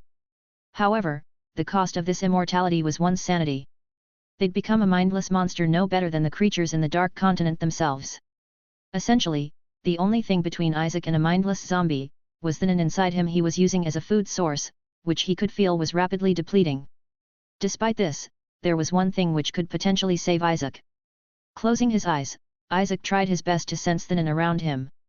It didn't help his mental state wasn't the best, but he had no choice but to work with what he had. "There. I feel it." This was the reason why the Zabi disease was quite easily the most terrifying and powerful calamity of all. Don knew this, and so did Isaac. Upon contracting the disease, the infected would see their aura nodes significantly expanding, so much so that their bodies now naturally pulled in the Nen from the atmosphere, increasing their Nen output and capacity 60 times the average Nen user. In Don's journal, he mentioned a single infected could bring all of the Dark Continent to its knees within a few hours. Isaac could only be thankful for the fact there weren't any infected in the Dark Continent at the time of his scenario. As Isaac concentrated on the last bit of mental strength he had, he could feel a wave of Nen flooding through him, all being sucked in from the atmosphere. If it weren't for the fact he was distracted by the pain, he'd instantly be able to notice the raw power he possessed. Channeling the copious amount of Nen through his body, Isaac guided it toward the thing in his stomach. After a few seconds, Isaac had returned to normal. The fatigue had vanished, his mental state had greatly improved and the insatiable hunger was somewhat manageable. Though he could feel a slight craving, it was worlds better than the previous feeling. Opening his eyes, Isaac looked around his body, staring at his arms and touching his face. Because he was channeling 100% of his Nen into the thing to keep himself sane, he was currently in a state no different to Zetsu. After a few seconds, Isaac grinned widely. Feeling the Nen being pulled into his nodes, he could infinitely satiate the thing inside him. Additionally, if he could figure out a way to bypass the sanity problem yet keep the benefits of the Zabi disease. Maybe this was a blessing in disguise. "Thank you, crazy stalker insect." Isaac thanked the insect-like creature. He could only grin menacingly at the countless possibilities that awaited him. "Oh, I'm sorry, I forgot you were still here." Wiping the grin off his face, Isaac turned his head to Orion who sat quietly beside him. "It's fine. I'll just pretend like you weren't grinning to yourself like a deranged sociopath." Isaac wore a defeated expression as Orion continued. "All right, first things first, say the words status. Isaac raised an eyebrow as Orion spoke. Although confused, he did as he was told. Status. Name, Isaac. Status, hungry. Stage, 1. Inherited character, wanderer. Race, human. PS, Nen, proficiency level, 3. Hatsu, N/A. Perks. Immortality, LVL max. Arts. N/A. Curse. Zabi disease. Haunted by calamity. A screen appeared before Isaac, similar to those he'd seen when assigned his quest and before returning to Earth. Because had seen it so many times before, he showed no reaction as he schemed through everything before him. Haunted by calamity. I saw this earlier but I hoped I read it wrong. How bothersome. You done? Orion asked, snapping Isaac out of his trance. Yes. Isaac answered simply. Now, tell me. What have you learned during your scenario? Orion leaned back in his chair. What have I learned? Isaac raised his eyebrow upon hearing the question. However, the more he thought, the more he realized something. He'd learned so much. Not just about Nen or how to survive, but something more valuable. Before I entered my scenario, I had one goal in mind. To become filthy rich. And in doing so, I'd find peace. But, well, you know how that ended. His dream was over barely before it started. It was then I realized something so materialistic and trivial couldn't grant me peace. No, peace was more than that. I remember how miserable my life was when I was collecting money. I thought the means justify the ends, but if I had died in the alleyway 3 months ago, I'd just be a bum who wasted his life scamming others with nothing to show for it. Like Fito and even Netero, there were no side quests to fulfill one's goal. Fito left the military and became a doctor, while Netero tirelessly trained to fight stronger opponents. I'm trying to achieve his goal. Isaac lost sight of what it was. It was only after reading Don's journal that he understood this. After all, peace and freedom were two sides to the same coin. No more. My life of peace and freedom starts right now. I won't engage in tireless preparation for it. No, that would just ruin the whole point. I'll do whatever the hell I want, and I'll become so strong no one can stop me. Geez kid, what are you yapping about? I just wanted to know what your quest was and your completion rank. Orion picked his ear as he leaned back in his seat, cutting Isaac off with a nonchalant demeanor. You, what? I didn't ask for your life story. Just tell me the details of your quest. Like a balloon being deflated, Isaac crumbled as he froze. I'm going to enjoy killing you one day. Sitting back down, Isaac repressed his killing intent. My completion rank was SSS. Before Isaac could finish, Orion shot up to his feet as the chair behind him creaked loudly. Holding out his hand with his usual lazy expression, he spoke. Stop. Don't say any more. Chapter 30, Spawn 1. What's wrong? Isaac asked, confused about Orion's peculiar attitude. Kid, in a few minutes, Jasmine is going to walk into this room to document everything that happened in your scenario. Isaac raised an eyebrow. Why is that a bad thing? Orion sighed. This is going to take too long to explain. Orion held out his hand as he pointed to the wall behind Isaac. Look over there, Orion commanded, to which Isaac instinctively turned his head, only to be met with the white wall. There's nothing. Looking back, Isaac's eyes caught Orion still standing in the same position, only this time, he held a large helmet with goggles adorned on the front of it in his hand. Where did that come from? Isaac asked skeptically, pointing toward the helmet. Don't worry about that. Orion walked toward Isaac as the boy's anxiety rose. Hey, wait a minute. What is that thing? Isaac moved back. I'm not too sure myself. We use it for interrogations but I'm pretty sure it'll help you understand what I'm trying to say. Orion raised the helmet to eye level as he inched closer to Isaac. Pretty sure? Get that away from me. Before Isaac could finish, he could barely resist as the helmet was forced upon him. Sorry, we don't have much time. I'm not supposed to have this, you see. Those were the last words Isaac heard. In an instant, all vision turned dark. However, it wasn't long until Isaac was left frozen as unfathomable amounts of information poured into his mind. Images, names, and people he'd never seen before. All sorts of knowledge flooded Isaac's mind, and after an unknown amount of time, the helmet was removed as Isaac dropped to his buttocks. Taking a gasp of fresh air, Isaac looked around, finding himself beside a bed as Orion stood before him with a familiar helmet in his hands. How long has it been? Isaac muttered, ignoring the searing headache he was experiencing. About 20 seconds. How are you feeling? Isaac widened his eyes. He felt as if he'd experienced a few days' worth of knowledge being pumped into him, yet only 20 seconds had passed. Rather than answering Orion's question, Isaac raised his head as if he'd realized something. Spawn! He yelled. Now do you understand? Orion asked, to which Isaac rapidly nodded. Spawn! That was the name of what the inheritors called home. No one knew whether it was a hidden island on Earth, or even a completely different world altogether. Isaac was only given basic knowledge of Spawn, yet it was enough to understand one thing. One thing Orion was trying to warn him about. In Spawn, one was respected based on their strength or inherited character, however, one thing was far more valuable than the rest. Knowledge. I mean, why wouldn't it be? It wasn't rare for more than one person to be summoned to one verse. In fact, no one would bat an eye.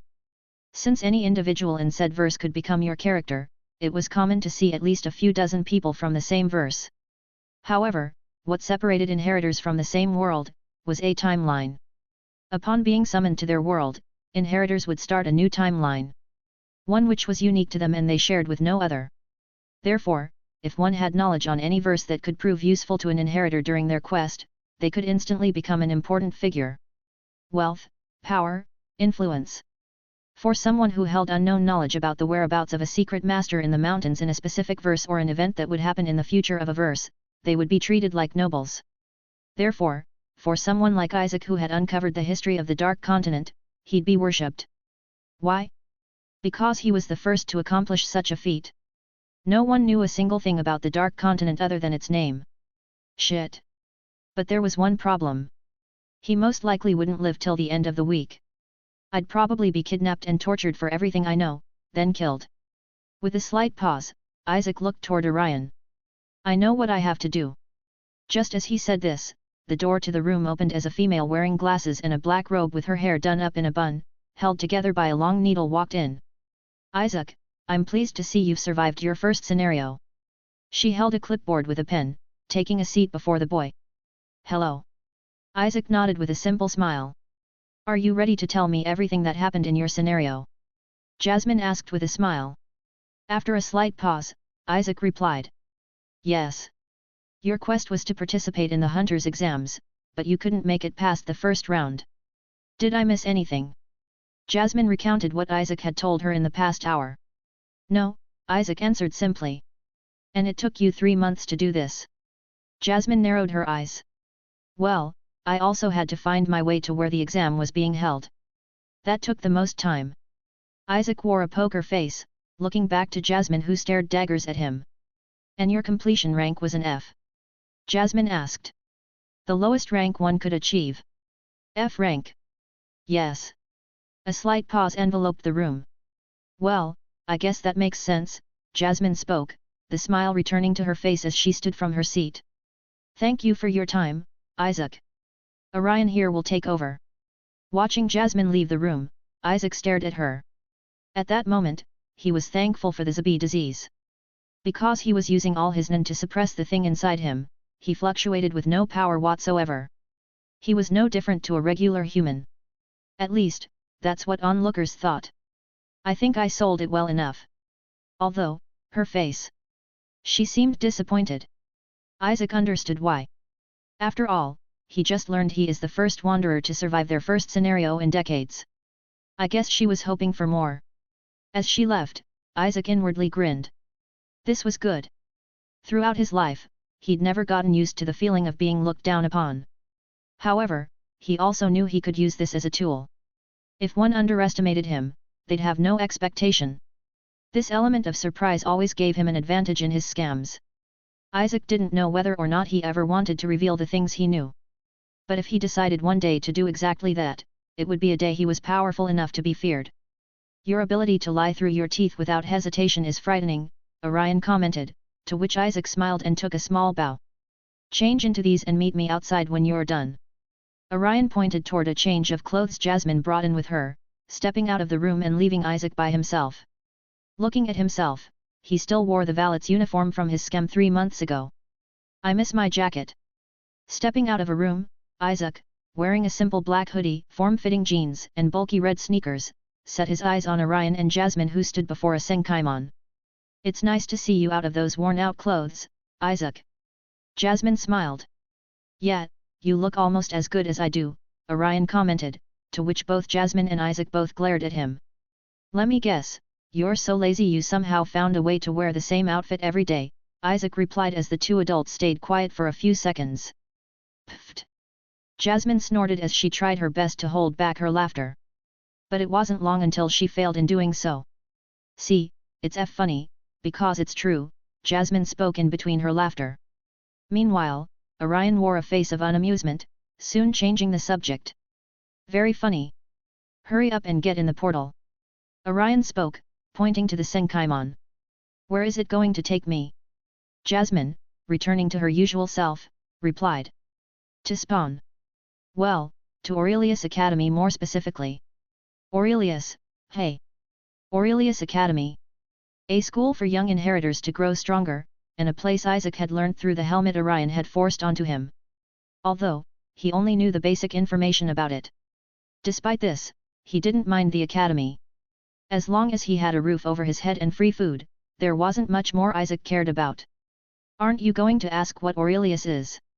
Jasmine asked, seeing Isaac's silence. Hey? Well, I already know. I learned it from the he. Before Isaac could finish, Orion, standing behind Jasmine, waved his hand frantically. As if trying to signal something. Orion did this with his usual straight face, which made the scene all the more hilarious for Isaac. It was then Isaac remembered something.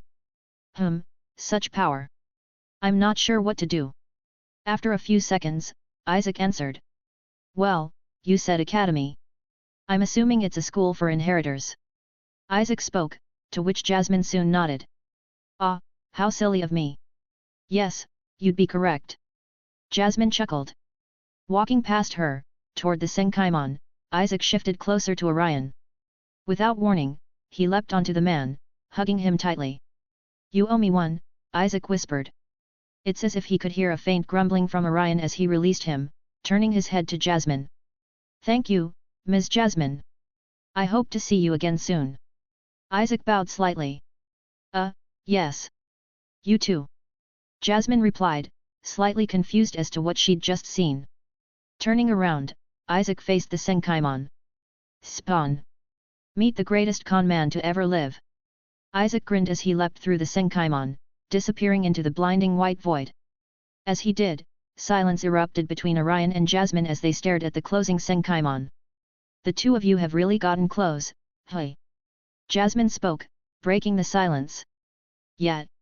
Orion replied in a defeated tone. Chapter 31, Spawn 2.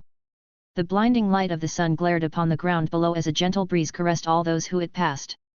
In a large grassy field, surrounded by tall white walls, countless teenagers could be seen conversing. It wasn't long after that two doors appeared from thin air, sliding away from each other to reveal a blinding white light in the middle. Stepping out was a young boy with messy, overgrown hair and bright amber eyes, wearing a hoodie and large red sneakers. Where is this? I was expecting a school. Isaac thought inwardly. Looking around, he noticed the countless individuals around the same age as him. Surprisingly, they didn't bat an eye to the boy who had appeared out of the mysterious portal. But upon familiarizing himself with his surroundings, he noticed that not only were there others appearing out of senkaimons, but some magically appeared from thin air, while Isaac even noticed some literally drop from the sky. I guess I shouldn't be surprised by these things anymore.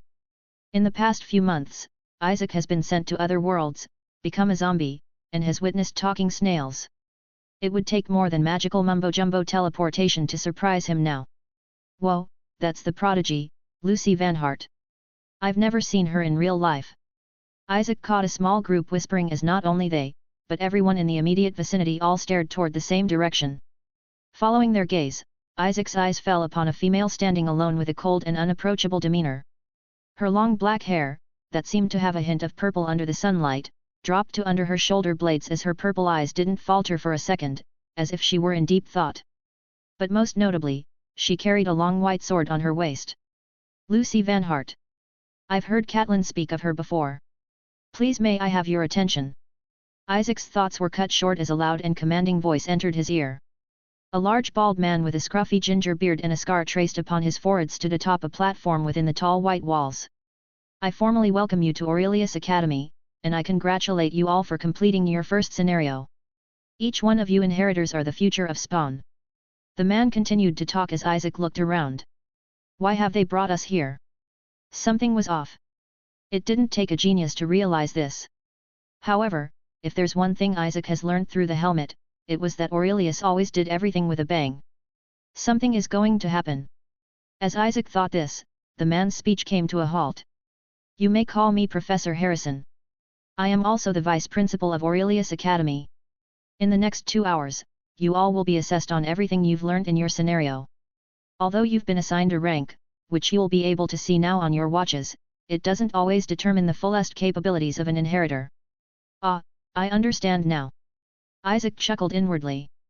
As Harrison said this, a delightful ding was heard across the field as the small black watch on Isaac's wrist vibrated. He'd been given this watch by Jasmine, the same time he was given new clothes. He didn't know the purpose of it till now. As Isaac took a look, he noticed the letter F in blue. F rank, huh? I wonder what my rank would be if I had told the truth. Now, I wish you all luck. As Harrison turned to leave, one of the few naive students yelled out. Wait, you haven't explained what you want us to do. Isaac sighed and shook his head as he watched Harrison glare at the boy, prompting the student to lower his hand in embarrassment. What else? Fight. Saying this, Harrison disappeared into the darkness, leaving the students to stare at each other. I wonder who's going to make the first move. Isaac thought amusingly. However, it wasn't long until a yellow bolt of thunder struck the ground not too far away from Isaac as a loud crackle and boom was heard. Emerging from the smoke and debris, what Isaac could only describe as a giant, towered over everyone. The giant shared similar features to a human. It even had long blonde yellow hair. Raising its foot, it stomped on the ground, causing a small tremor that resembled earthquakes. Yells and screams of pain were heard as Isaac watched with wide eyes. What the hell is that? He was starting to think he underestimated the situation he was in. In an arena filled with superpowered youths, where he was forced to hide his nin, there was only one thing Isaac could do. Run. Kicking off the ground, Isaac bolted away from the center of chaos. It wasn't long until a full-blown war had erupted. Looking around, Isaac witnessed a boy throw gang signs, spitting a ball of fire right after, a girl with her hand held out as a circle with peculiar text appeared before her, and among all this, the giant from earlier stomped and swatted anything that came in its way, as if it were dealing with bugs. Get her! Additionally, Isaac caught a glimpse of Lucy Van Hart, gracefully dancing and swinging her sword among a group that seemed to think a team effort would get the better of her. Despite fighting with a sword like a medieval knight, she seemed the most normal amongst everyone. She used no powers and solely relied on her swordsmanship. Isaac would go as far as to say she rivaled Fito. If only I was that good with a sword in the Dark Continent. Isaac remembered his bone sword as he shook his head. Where do you think you're going? While Isaac was in deep thought, he was brought to a halt as a mysterious white mist enveloped the area he was in. You won't be able to run forever. A voice came from within the white smoke. However, it didn't matter how much Isaac tried. He couldn't find the source of it. It wasn't until the silhouette of a human male's face presented itself amongst the smoke that Isaac could somewhat understand what was happening. Without wasting a second, he swung his fist, only to be met with air as his fist passed through the smoke. Geez, what are you, stupid? You never heard of a Logia. Name. Inherited character, Smoker. Verse, One Piece.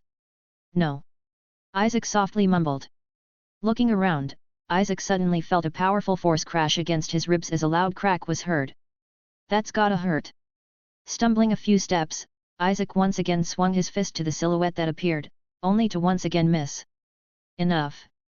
Isaac was starting to feel annoyed. Give it up. As the silhouette once again appeared, Isaac redirected an ounce of his aura away from the thing in his abdomen, strengthening his fist as he once again swung with all his might. However, this time, his fist made contact.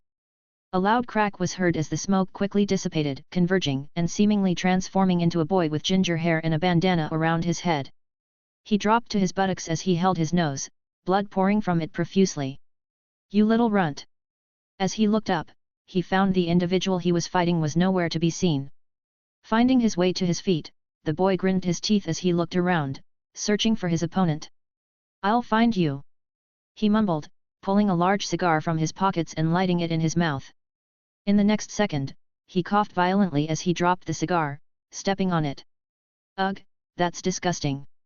Isaac found his way to the wall of the arena as he stood there, watching everyone battle yet keeping his guard up.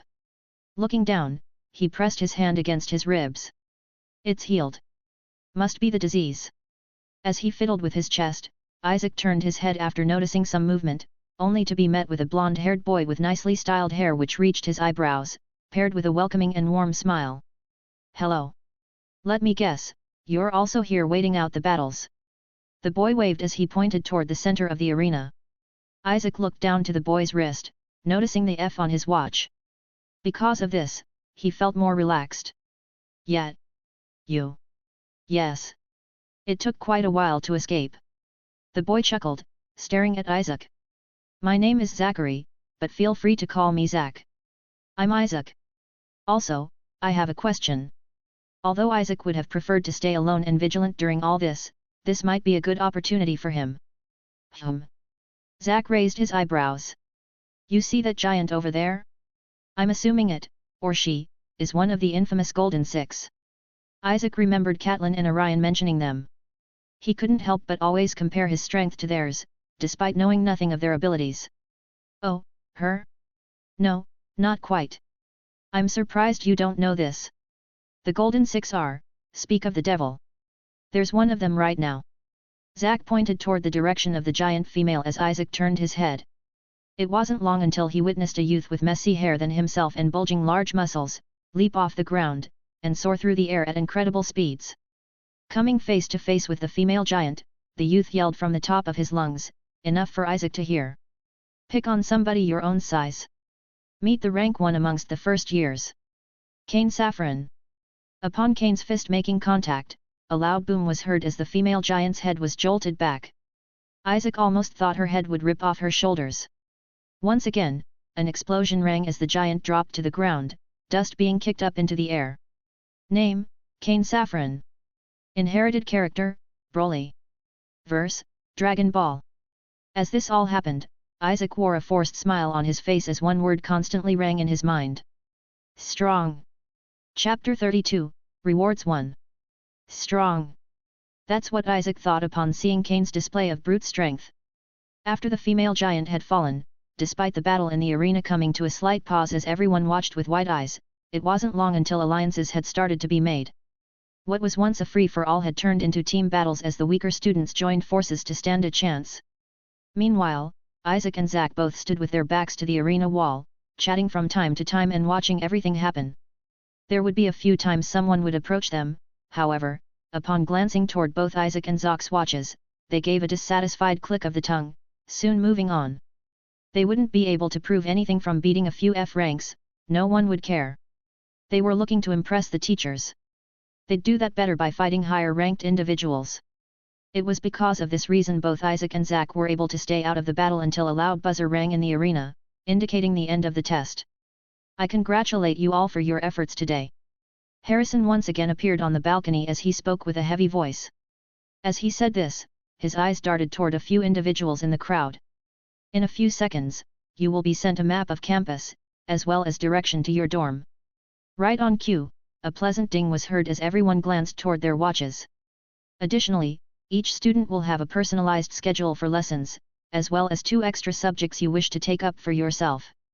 You are not forced to pick up the extra subjects, however, it's highly recommended so that you may have a better chance at your second scenario, which will be in 10 months' time. Scrolling through the features of the watch, Isaac was surprised. Not only did the watch offer basic necessities like the time, calls and a map, but it also had a list of items currently on the market. Isaac mumbled, noticing the letters after every number. Must be the currency of this place. Classes will begin the day after tomorrow. Harrison finished as he turned around, disappearing once again. As he did, the large gates of the arena swung open and everyone made their way out, Isaac included. It wasn't long until he stepped foot outside the arena as a fresh breeze washed over his face. Isaac froze as his eyes fell upon the grand sight before him. The arena they had just exited was perched atop a hill, overlooking the campus below. A few large buildings with sleek and detailed architecture could be seen built in an enormous clearing in the middle of a never-ending forest. Off to the side were a few other buildings, though smaller and not designed as well. Because of the map, Isaac was able to tell these were the dorms, as everyone seemed to be heading in that direction. Move! As Isaac watched, he felt something shove him from behind, making him stumble a little. Looking back with a raised eyebrow, Isaac noticed a female wearing a short skirt and blouse. With her large round glasses and curly long brunette hair, she often drawed the eyes of the surrounding men. Before Isaac could say anything, Zack grabbed him by the shoulder. "It's not worth it. That's Amara Khan, one of the Golden Six." Isaac stared at Zack's hand on his shoulder. What did he think I was going to do? Isaac wasn't one to lose his temper easily. After all, he trained himself throughout his life to control his emotions and act accordingly. It would take more than this to make his talk. Thankfully, it didn't seem like Amara spared a second glare to Isaac, soon disappearing into the crowd. "Where are you going to go now?" Zack asked. "To my dorm." Isaac answered simply. He wanted to take the free day he had tomorrow to figure a few things out. "Me too. I guess I'll see you around." Zack waved as Isaac did the same, soon parting ways with him. "Who is that boy?" A large bald man with a scar adorned across his forehead, as well as a shaggy overgrown ginger beard, stood before a handful of large screens in a dark room as countless individuals worked around him. Currently, he watched as a ginger-haired boy with a bandana writhing on the ground, holding his broken nose. That would be Andrew Goldfield. Inherited by Smoker, a B-ranked character, of the One Piece world, an A-ranked verse. His current rank stands at AD. A man wearing a lab coat with a clipboard in his hand spoke behind Harrison. "A Logia? How has he been hurt?" Harrison raised an eyebrow. He previously engaged in a confrontation against another student. The assistant paused as Harrison glanced at him. "What? Who was the student?" "Well, his name is Isaac. No second name. And he's a wanderer, sir." Harrison darted his head toward the assistant, snatching the clipboard from his hands. "What? Why have I not been informed about this?" Yelling, Harrison took a look at the information regarding the student, as the large man stared at the image of the amber-eyed boy. However, it wasn't long until the shock on his face dwindled, soon disappearing, replaced with his usual neutral demeanor. "I see. F rank, hey." Harrison handed back the clipboard as he turned his eyes back to the screen before him. "How disappointing," he muttered. "We believe the injury was caused because Mr. Goldfield still has yet to master his devil fruit." Harrison soon nodded in agreement. "That seems plausible. After all, it's unlikely the Wanderer has even heard of Nen, let alone learned it. Impossible, even." It wasn't long until the screen before Harrison changed as he began observing a few other students. "And be sure to confiscate those cigars from that boy." Dorm room 62. Isaac stood before a door in a long hallway as he darted his eyes from his watch to the number on the door, making sure he wasn't mistaken. Pressing his watch against the small scanner above the door handle, a faint beep was heard as Isaac turned the handle and walked in. As he did, he was met with a small living room with a large couch before a TV. Off to the side was a door that led to the kitchen. The room was quite simplistic, the closest thing to a luxury item being the small wooden coffee table between the TV and couch. Looking around, Isaac noticed 4 doors. Assuming one was a bathroom, the other 3 could only be bedrooms, meaning Isaac wouldn't be living alone. He soon confirmed that by peeking into the rooms. Standing in the living room for a few seconds, Isaac opted for the furthest room from the door. And just like the living room, his room was nothing special. From the simple single bed in the corner of the room, to the plain brown cupboard and even the simple desk, the room was convenient at best. But Isaac didn't care. To him, this looked like a palace. Walking to his desk, Isaac took a seat. "Time to see the spoils of my hard work." As he thought this, a screen appeared before him. "Would you like to accept your rewards?" "Yes." Isaac answered simply. In the same second, a few items appeared from thin air, dropping atop his desk. However, Isaac had lost focus. Suddenly, a hammering pain tore through his body as he fell off his chair. Your body will now undergo changes. Loud cracks were heard as Isaac felt as if his bones were shattering and healing, only to be shattered once more. His muscles tore like plastic and the white in his eyes turned blood red. His insides felt as if they were being woven. All the way down to his cells, Isaac could feel unimaginable pain. However, Isaac had gone through far worse.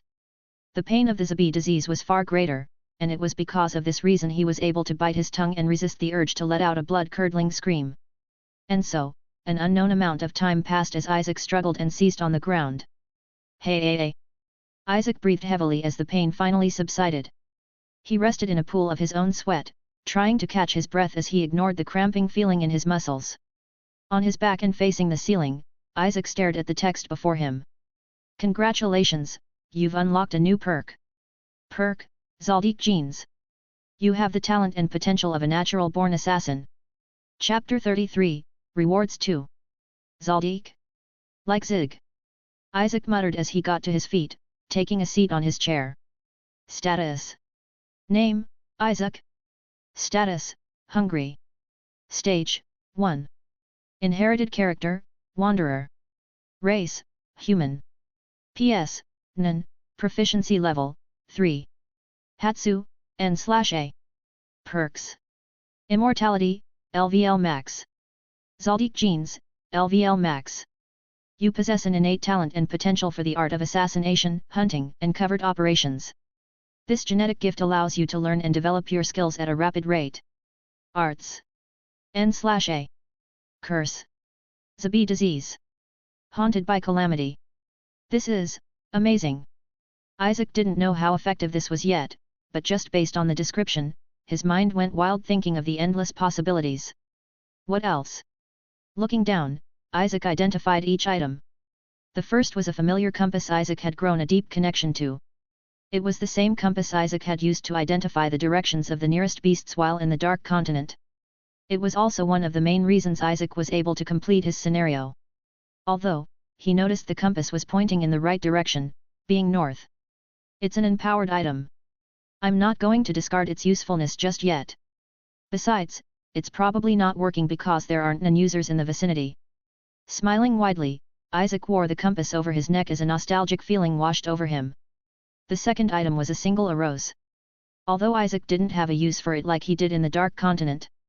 Not only was the atmosphere on Earth different to the Dark Continent, meaning he wouldn't be protected from the arose if he decided to eat it, but there was no shortage of food anymore. Placing the arose to the side, Isaac stared toward a piece of paper folded clumsily. Ah, I remember this. Isaac remembered the piece of paper before him as the page he tore from Don's journal. He never got a chance to examine it while in his scenario and thought he might have lost it forever. Unfolding the piece of paper, Isaac's eyes fell upon a small paragraph, the rest of the pages looking like the drawing of a child. Inside the Dark Continent, there are too many unanswered questions. What are the effects of eating this plant? What happens if that flying ball of light touches me and where does this passage leads, and more. Isaac began reading what was written on the piece of paper.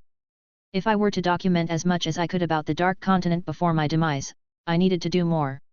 It was then that I thought of the idea for avatar projection. Isaac paused a few seconds on the last sentence. Avatar projection was an technique I created that allowed me to create a perfect ethereal clone of myself. Despite not being a physical entity, once it disappeared, all its knowledge and experience would return to me. This allowed me to survey the areas of the Dark Continent I previously stayed away from. However, there was more. Upon mastering the technique, my avatar would gain a physical body, capable of fighting and speaking. At first glance, it was a perfect clone. This allowed me to understand the effects of the Zabi disease, Hellbell's bite, and many more. It was because of this that I survived for so long. Isaac stayed quiet. Soon, contorting his face in confusion. Turning the page upside down, looking at it from different angles, Isaac tried to make sense of the drawings. It's a valuable technique, but what's with the poor artwork? After a minute, he could somewhat make out the contents of the images. This isn't easy. On just a first glance, it'll be harder than learning Invisible 10 in the Dark Continent's atmosphere. Mastering it to Don's level is something else. Despite this, Isaac wasn't dissatisfied. In fact, it was the opposite. This was just another weapon he would soon have in his arsenal. Moving on, Isaac paused on the last item, scratching his head as he did. What am I supposed to do with this? Before him was a cylinder glass filled with a clear solution, and most notably, 2 eyeballs. Bringing the cylinder closer to his face, Isaac turned it, glancing at it from different angles. How do I open it? As he looked for an opening, Isaac caught a glimpse of the pupils of the eyes. They were crimson red. Seeing this, Isaac's jaw dropped as he was left speechless. The scarlet eyes. A wave of emotions bubbled inside Isaac, the most prominent being excitement. From what he knew, all the plans he had with the eyes weren't possible with modern-day technology. But he was in a fantasy land now where teleportation and magic were the norm. He was sure he could manage. If only Monet knew I had this. I can practically envision her pulling her hair out. Isaac chuckled. As he thought this, he looked around. Where do I put these? He could hide the compass under his clothes, but he couldn't carry around scarlet eyes. If someone saw then, he'd instantly have a giant target on his back. Additionally, he had to leave the arrows, too. It'd glow through his pockets if he carried them the same way he did in his scenario. Knock knock. As he was in thought, Isaac heard a knock coming from his door. Quickly hiding the eyes and arrows under his bed, Isaac did the best he could to look presentable. It didn't help that he was dripping in sweat. Opening the door, before Isaac stood a boy with blonde-styled hair and a bright smile. Zach. Isaac raised an eyebrow. Isaac? What are you? What a coincidence. To think we'd become roommates. I just came to say hello to whoever was laughing with themselves. Zach teased as he giggled. Isaac paused, soon smiling in defeat. You heard that, hey? Isaac rubbed the back of his head. But it's fine. It happens to the best of us. Oh, allow me to introduce you to our third roommate. As Zach pointed behind him, a short boy with thick glasses, light freckles, and brown hair styled in a comb-over came into view. Hello, my name is Oliver Clover. It's a pleasure to meet you. Oliver held out his hand, to which Isaac shook. He's well-spoken. I was just about to go get some lunch. Would you both like to join me? Oliver asked with a chipper smile, slyly wiping his hand on his pants after shaking Isaac's wet hand. Before Isaac could refuse, he thought of something. I'm curious whether or not I can eat regular food. Sure. Just let me get changed. Isaac nodded as Oliver turned his head to Zach. After a slight pause, Zach spoke. Yes, I'd like that. Too much. Isaac gave a disappointed sigh, shaking his head while scrolling through the market, a large blue screen before him projected from his watch. The 3 roommates were seated in a cafe within campus. He was currently looking for something that could help him store his items. And to his surprise, the equipment of Spawn was just as fantastical as the people. Houses that can be stored in capsules, pens that could change one's appearance and accessories, like pouches and rings that held small pocket dimensions in them, allowing one to store things. These pocket dimensions were what Isaac was currently searching. But the problem was that even the cheapest one, being a small brown sack that could hold 5 cubic meters, sold for 25,000. For someone like Isaac, who had no source of income, other than the small allowance the academy gave him of 300s for basic necessities, it would take too long to save up. What's wrong? Oliver asked. As a plate of food he'd barely touched lay before him, Zach and Oliver stared at Isaac as he mumbled to himself. Nothing. I'm just a little short on money. These items cost a fortune. Isaac closed the screen, ignoring his food. He'd noticed after one bite, although he could still savor the taste, the food passed through him like air. He didn't think this was a big problem, seeing as how Zach did the same. He could just make the excuse that it didn't taste great.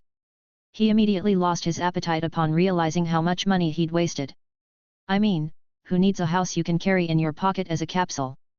Who would waste their time on creating such a thing? Staring at Isaac, Oliver raised an eyebrow. Isaac, you wouldn't happen to be an outsider, would you? Isaac paused, pondering the question. Outsider? If you're asking whether I was born in Spawn, the answer is no. In fact, this is my first day here. Isaac quickly found out most residents in Spawn were born here, all being inheritors. To the point where whole families were established. Oliver gave a nod of understanding. He somewhat suspected this. Me too. Zach added, continuing as the two stared at him with surprise. Now that I think about it, we don't know much about each other. Why don't we start by sharing our character? My character named Rikuto Fujoka, of the My Hero Academia verse. Oliver's eyes sparkled as he stared at Zack. Wow, that's amazing. What's your quirk? Oliver asked enthusiastically. Rapid regeneration. What about you? Zack replied, taken aback. Oliver returned to his usual self as he wore an awkward smile. Actually, I'm a sort of late bloomer. I haven't entered my scenario just yet. Is that allowed? Isaac thought. In an academy that prided itself on its flamboyance and unpredictability, someone like Oliver would never survive. Oh, don't worry, I don't participate in the dangerous activities like today. Not yet, at least. As if Oliver could read Isaac's thoughts, he reassured everyone. As both Oliver and Zack stared at Isaac, they waited for him to speak. I'm a wanderer. Oliver and Zack stared blankly. Slam. Oliver slapped his palms on the table as he stood up frantically. What? Isaac smiled defeatedly. Did you say a wanderer? Wow, I thought they were a myth. Zack commented. Me too. What was your scenario? What verse were you sent to? Are you at a disadvantage without a character? Oliver bombarded Isaac with a flurry of questions as Isaac slowly stood up, slyly backing away. Hey, where are you going? Oliver asked, seeing Isaac moving away from them step by step. I have some things to do. Isaac wasn't lying. He still had little to know about his Zabi disease, Zaldic genes, and Nen. Like what? Just stuff. Great, I'll watch. Oliver followed Isaac. Actually, I do my stuff alone. I wouldn't mind observing, too. Zack followed them with a smile. Hey, I said no. Leave me alone. Isaac darted to the door as the other two followed behind. And so, 3 individuals could be seen chasing after each other as their yells filled the empty campus. Come on, just tell us. Isaac grinned his teeth. I need to train. Chapter 34, Scenario 1. B21. Isaac stood before a sliding door in a long hallway.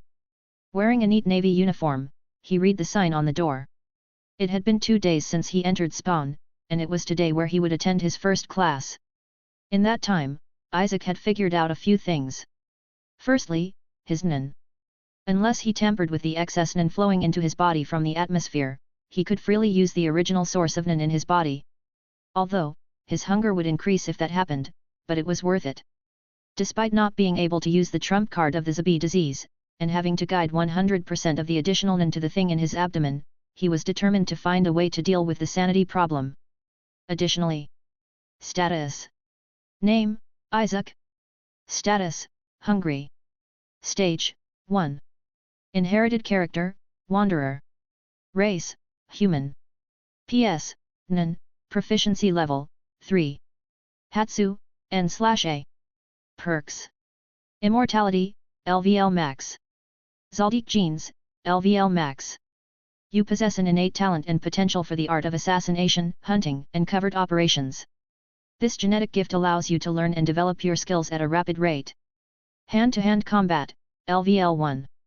You are a skilled hand-to-hand fighter, able to use your body as a weapon. Arts. N/A. Curse. Zabi disease. Haunted by calamity. Hand-to-hand fighter, hey?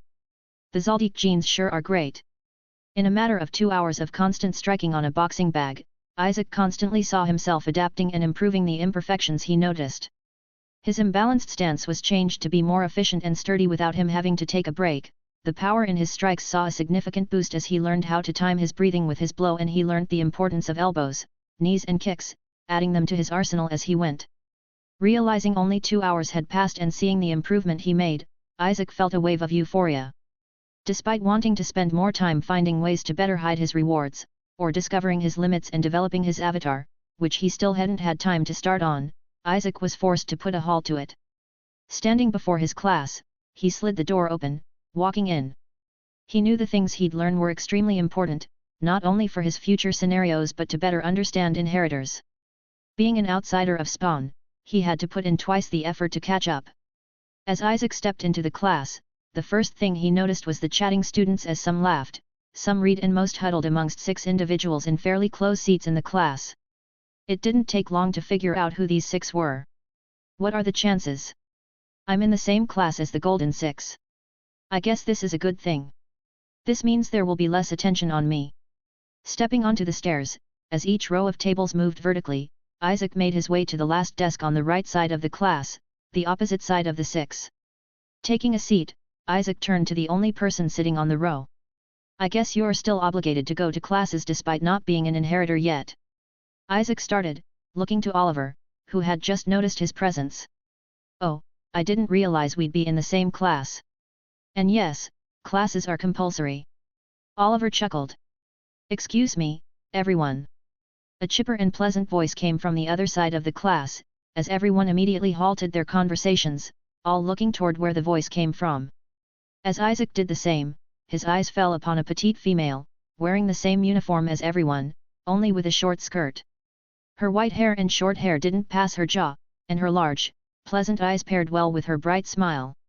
However, some of the boys in the class made it more than noticeable they were staring at her slender and large pectoral muscles. Seeing as this is our first class, I think it'll be a good idea for everyone to introduce themselves and share their rank.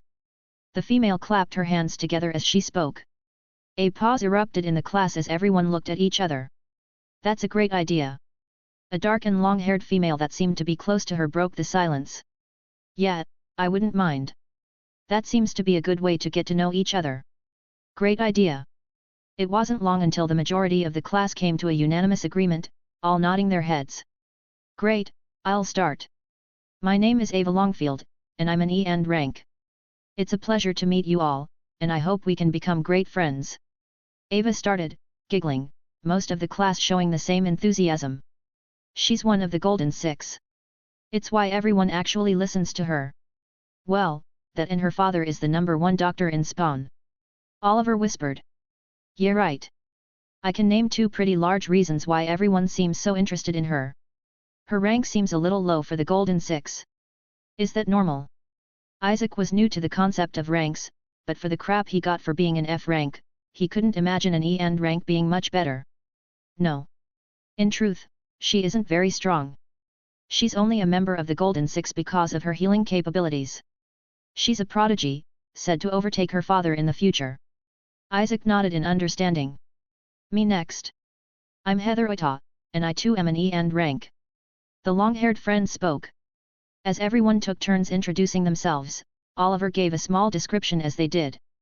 Isaac took note of the ginger wearing a bandana, who also seemed to be staring at him intently, and the blonde-haired female fashioning a ponytail. The boy was named Andrew Goldfield, he was the smoke-powered individual Isaac had punched in the free-for-all. And the female was named Amy Law, the female giant. Isaac was deeply interested in both their abilities. Soon, it was time for the people everyone was waiting for. Hello, my name is Kane Saffron, and my rank is AC. I'm what you would call an outsider, and this is my first week in Spawn, so I still have a lot to learn about it. Kane gave a nervous chuckle as he finished. So amongst the first years, C is the highest. I can show you around. Have you been to the city yet? It's gorgeous. A few students huddled around him bombarded him with questions and requests as he rubbed the back of his head. It was clear to Isaac that he didn't handle attention very well. For those who don't know, and I'm sure you do, my name is Daniel Euro, AD and rank. A student sitting behind Kane spoke with his feet on the table, surrounded by a few nasty-looking students. That's, ugh. Isaac's face physically cringed as he witnessed this. He couldn't believe this could be someone's real personality. Talk about 8th grade syndrome. He's a member of the Golden 6, too. There's only one person in between him and Kane, and his mother is a board member of SA. The SA, or the Spawn Association. A sort of government that overlooks Spawn, and Aurelius was funded by them, giving them a small amount of power over the academy. Isaac knew this much from the helmet. The introduction continued as a female Isaac recognized spoke next. Amara Khan, D and rank. The Khans, or the alchemists, as they're better well known as. They own the leading pharmaceutical business in Spawn. Potions, medicine, senzu beans. They sell it all. They work closely with the Longfields, so Amara and Ava have known each other since they were children. How much does he know? Isaac thought, as Oliver never failed to give a short description of everyone. Although, he had to admit, it was useful. As everyone stared at the next person, the classroom came to a halt as no words were spoken. "Lucy, do you want to introduce yourself?" Ava asked, to which she was ignored. Lucy Van Hart, the sword-wielder Isaac remembered from the free-for-all. She was currently reading a book, ignoring everything around her. With a disappointed look, that looked more like a child pouting, Ava continued without pushing further. "Lucy Van Hart. She's a sub-rank below Kane. Some say she's only below him because of the rank, and in a fight, she'd beat Kane. But who knows, she barely speaks." Oliver continued. "Okay, I guess it's your turn." Before she could finish, someone cut her off. "Don't worry, Ava. No need to waste your valuable breath. My name is Cold Hale, D and rank, and my dream is to constantly bring a smile to your delicate face, Ava." Cold kneeled as he held Ava's hand. His short black hair and blue eyes, paired with the bandages wrapped around his hands, were visually appealing to Isaac. However, upon hearing the boy speak, "No, it's him. He's the worst one of them all." The life on Isaac's face faded as his insides felt like they were turning upon the sight he was witnessing. "That's Cold Hale." Oliver chuckled. His status isn't quite as extravagant as the others, but his grandfather owns the most prestigious martial arts dojo in Spawn. Isaac's ears perked upon hearing this. After gaining the Zaldic genes and seeing what it was capable of, he couldn't help but want to explore further. Therefore, the prospect of the best martial dojo intrigued him. "I might have to check in on it soon." Meanwhile, Ava awkwardly chuckled as Heather pushed Colt away, protecting her friend. "Okay, who's left?" Ava asked, her eyes falling upon two individuals sitting at the back of the class. Isaac and Oliver stared at each other, none moving. "You go first," Oliver whispered. It was clear he was shy. Seeing this, a mischievous grin emerged on Isaac's face. Taking his hand and squeezing Oliver's hip, the short boy jumped off his seat, yelping loudly. Before he could retort, he noticed all eyes were on him. My name is Oliver, Clover." "What? What did he just say? Clover? It can't be. He doesn't mean that Clover, right?" Isaac raised an eyebrow as Oliver sat back down, staring at his fingers as he fiddled with them, a poorly forced smile plastered on his face.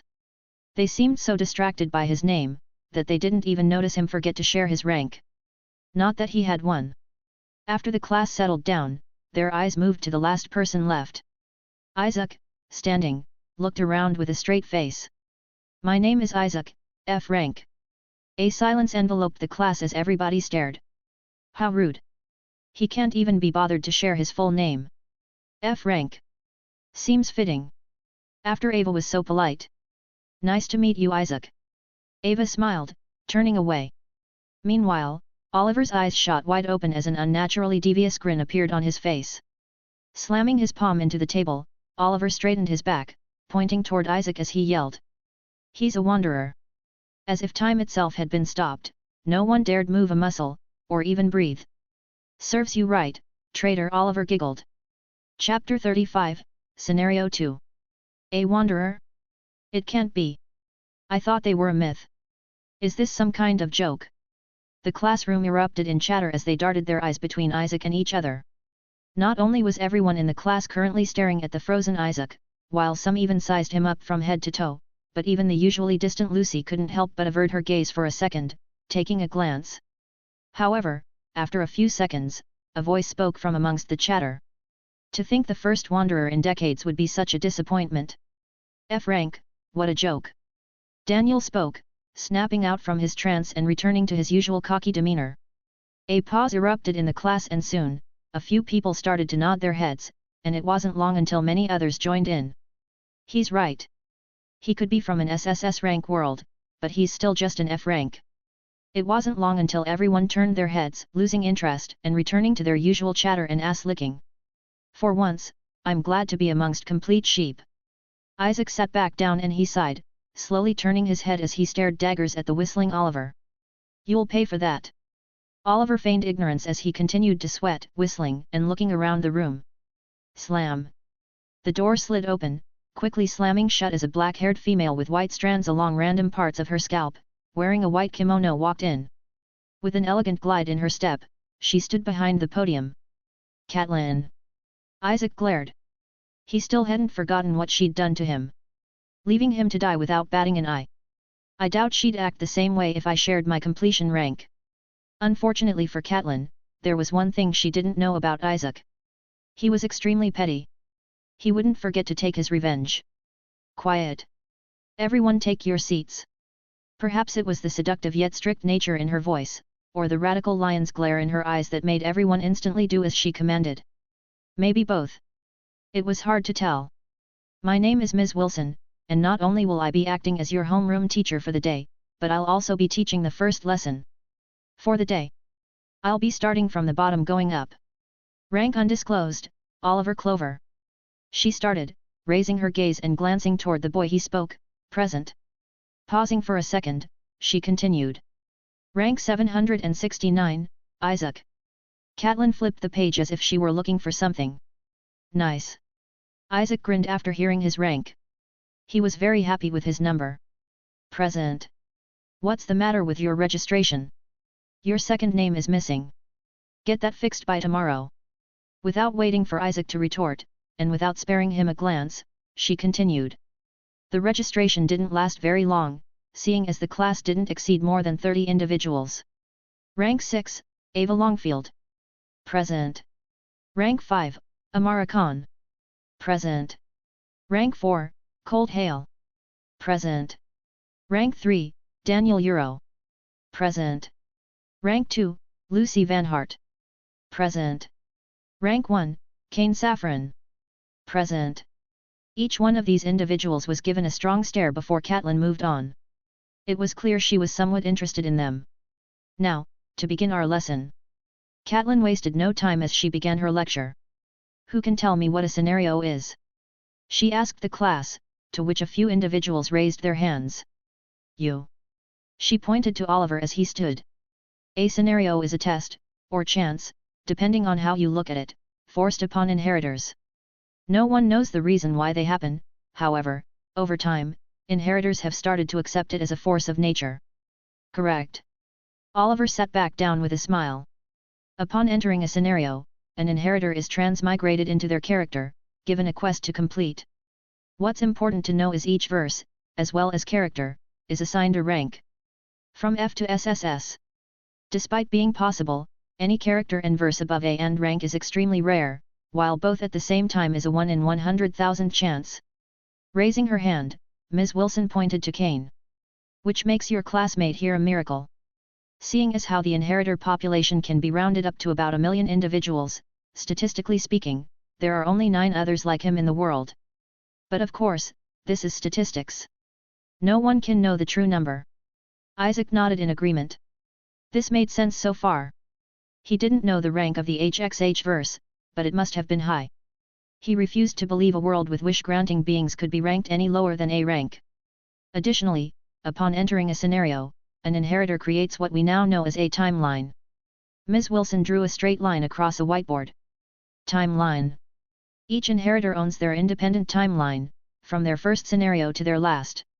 Making it impossible for 2 inheritors to meet at the same time in a single verse. No wonder knowledge is so valued. Knowing future events, learning of something which provides a power-up, a new timeline is like a blank slate for you to do as you please, assuming you have the knowledge. Upon completing a scenario, an inheritor is allowed to return with a piece of their character as a reward. Whether it be a weapon, perks, arts, or abilities. However, there's a catch. Isaac's ears perked. Depending on your completion rank, your rewards can vary. You could be the inheritor to an SSS rank character, however, an F rank completion rate will not only see you losing immense potential, but the chances of surviving your next scenario also severely lessen. That's interesting. In the end, it comes down to the completion rate. Unless your opponent has a flawless record, each inheritor is on somewhat level ground. Therefore, character and verse do indeed matter, however, they aren't everything. Ms. Wilson continued, confirming Isaac's thoughts. For example, arts, which you can learn in both scenarios and the real world, can play a large role in strength. This goes for perks too, although they are time-consuming. You're better off focusing on other things and letting perks awaken naturally. Time-consuming. I was able to unlock a new perk in 2 hours. The more time that passed, the more Isaac was starting to realize the Zaldic genes were a gem. Of course, things like stage, or how many scenarios one has completed, also play a large role. The general consensus amongst inheritors is that a higher stage inheritor usually holds the upper hand in knowledge and power than a lower stage inheritor. But there are exceptions. Ms. Wilson, I have a question. Heather stood after being given a small nod. What's to stop an inheritor from being summoned to the dinosaur age, or a time where the world is coming to an end? It's no secret inheritors are summoned to a time relatively close to each other, but I've never known why. Good question, and there's a simple answer for this. The system, which is accessible to us all, calls them the revolvers. Heather sat back down as Catelyn spoke. We inheritors have long noticed one's timeline usually starts around the same time these revolvers are active. An example of this would be the revolver Naruto, from the verse with the same name. It isn't known why they are chosen, however, it's common to see these revolvers become powerful individuals, rising to legendary status in their respective verse. Usually, all characters under A rank see their timeline starting around the same time the revolver are on the rise, however, there have been cases where A rank and above inheritors find their timeline starting before the revolvers are even born, or long after their death. And finally, if an inheritor fails to complete their scenario, not only will they die, but a terror, which is a monster manifestation of your character, will appear from your corpse. Catelyn, ending her lecture, paused as a voice came from the students before her. What about possession? Daniel asked with a grin, Catelyn glaring at him. Possession? What's that?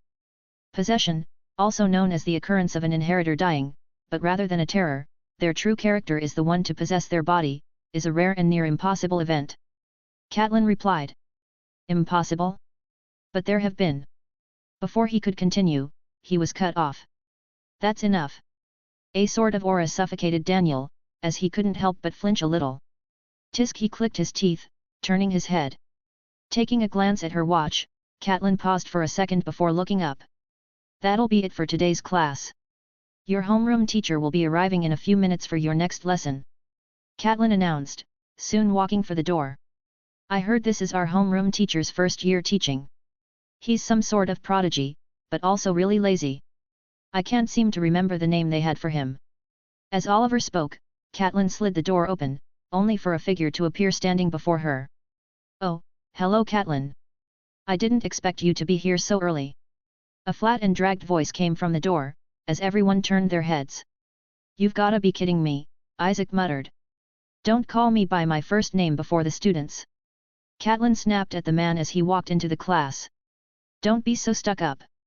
You might scare the kids. Walking into the class was a tall man with an arched back, his hands in his pocket and wearing a neat black shirt, tucked into his suit pants. Despite wearing glasses, they failed to hide the man's drooping eyes, as if he were close to falling asleep. The name wouldn't happen to be Sloth's Paradox, would it? Isaac spoke, as Oliver's eyes widened in realization. Yeah, it is. How did you know? Isaac paused as he let out a helpless smile. Just a guess. Hello class, my name is Orion, and I'm your homeroom teacher. Orion spoke with a lethargic tone, making his words seem sarcastic, all while his forearms bulged through his folded shirt. Chapter 36, Is He Crazy? 1. Hello students, sorry I'm late. Tisk clicking her teeth, Catelyn closed the door behind her as she left the class. The students all stared, none knowing what to expect from the new teacher, but they all had one similar thought. Lazy. From the way he spoke, to his body language and demeanor, some students thought they drew the short end of the stick. Before we begin the real lesson, I want to give a quick rundown on power systems. Orion drew a few stick figures on the board. One with aura coating his body, one with a sword of flame in his abdomen and a few more. Nen, chakra, ki, haki and most other PS are all very similar to each other.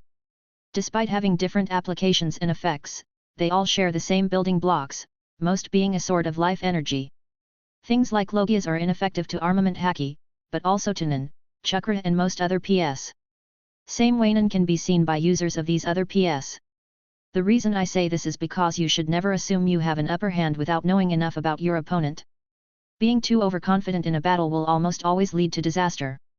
Always assume your opponent is prepared, and always be vigilant. After all, this could be the difference that determines whether you live or die. As Orion spoke, no one interrupted, everyone keeping their eyes on the man as he spoke with a higher intensity than usual. Now, with this in mind, everybody follow me. Orion didn't wait for any questions as he slid the door open, walking out.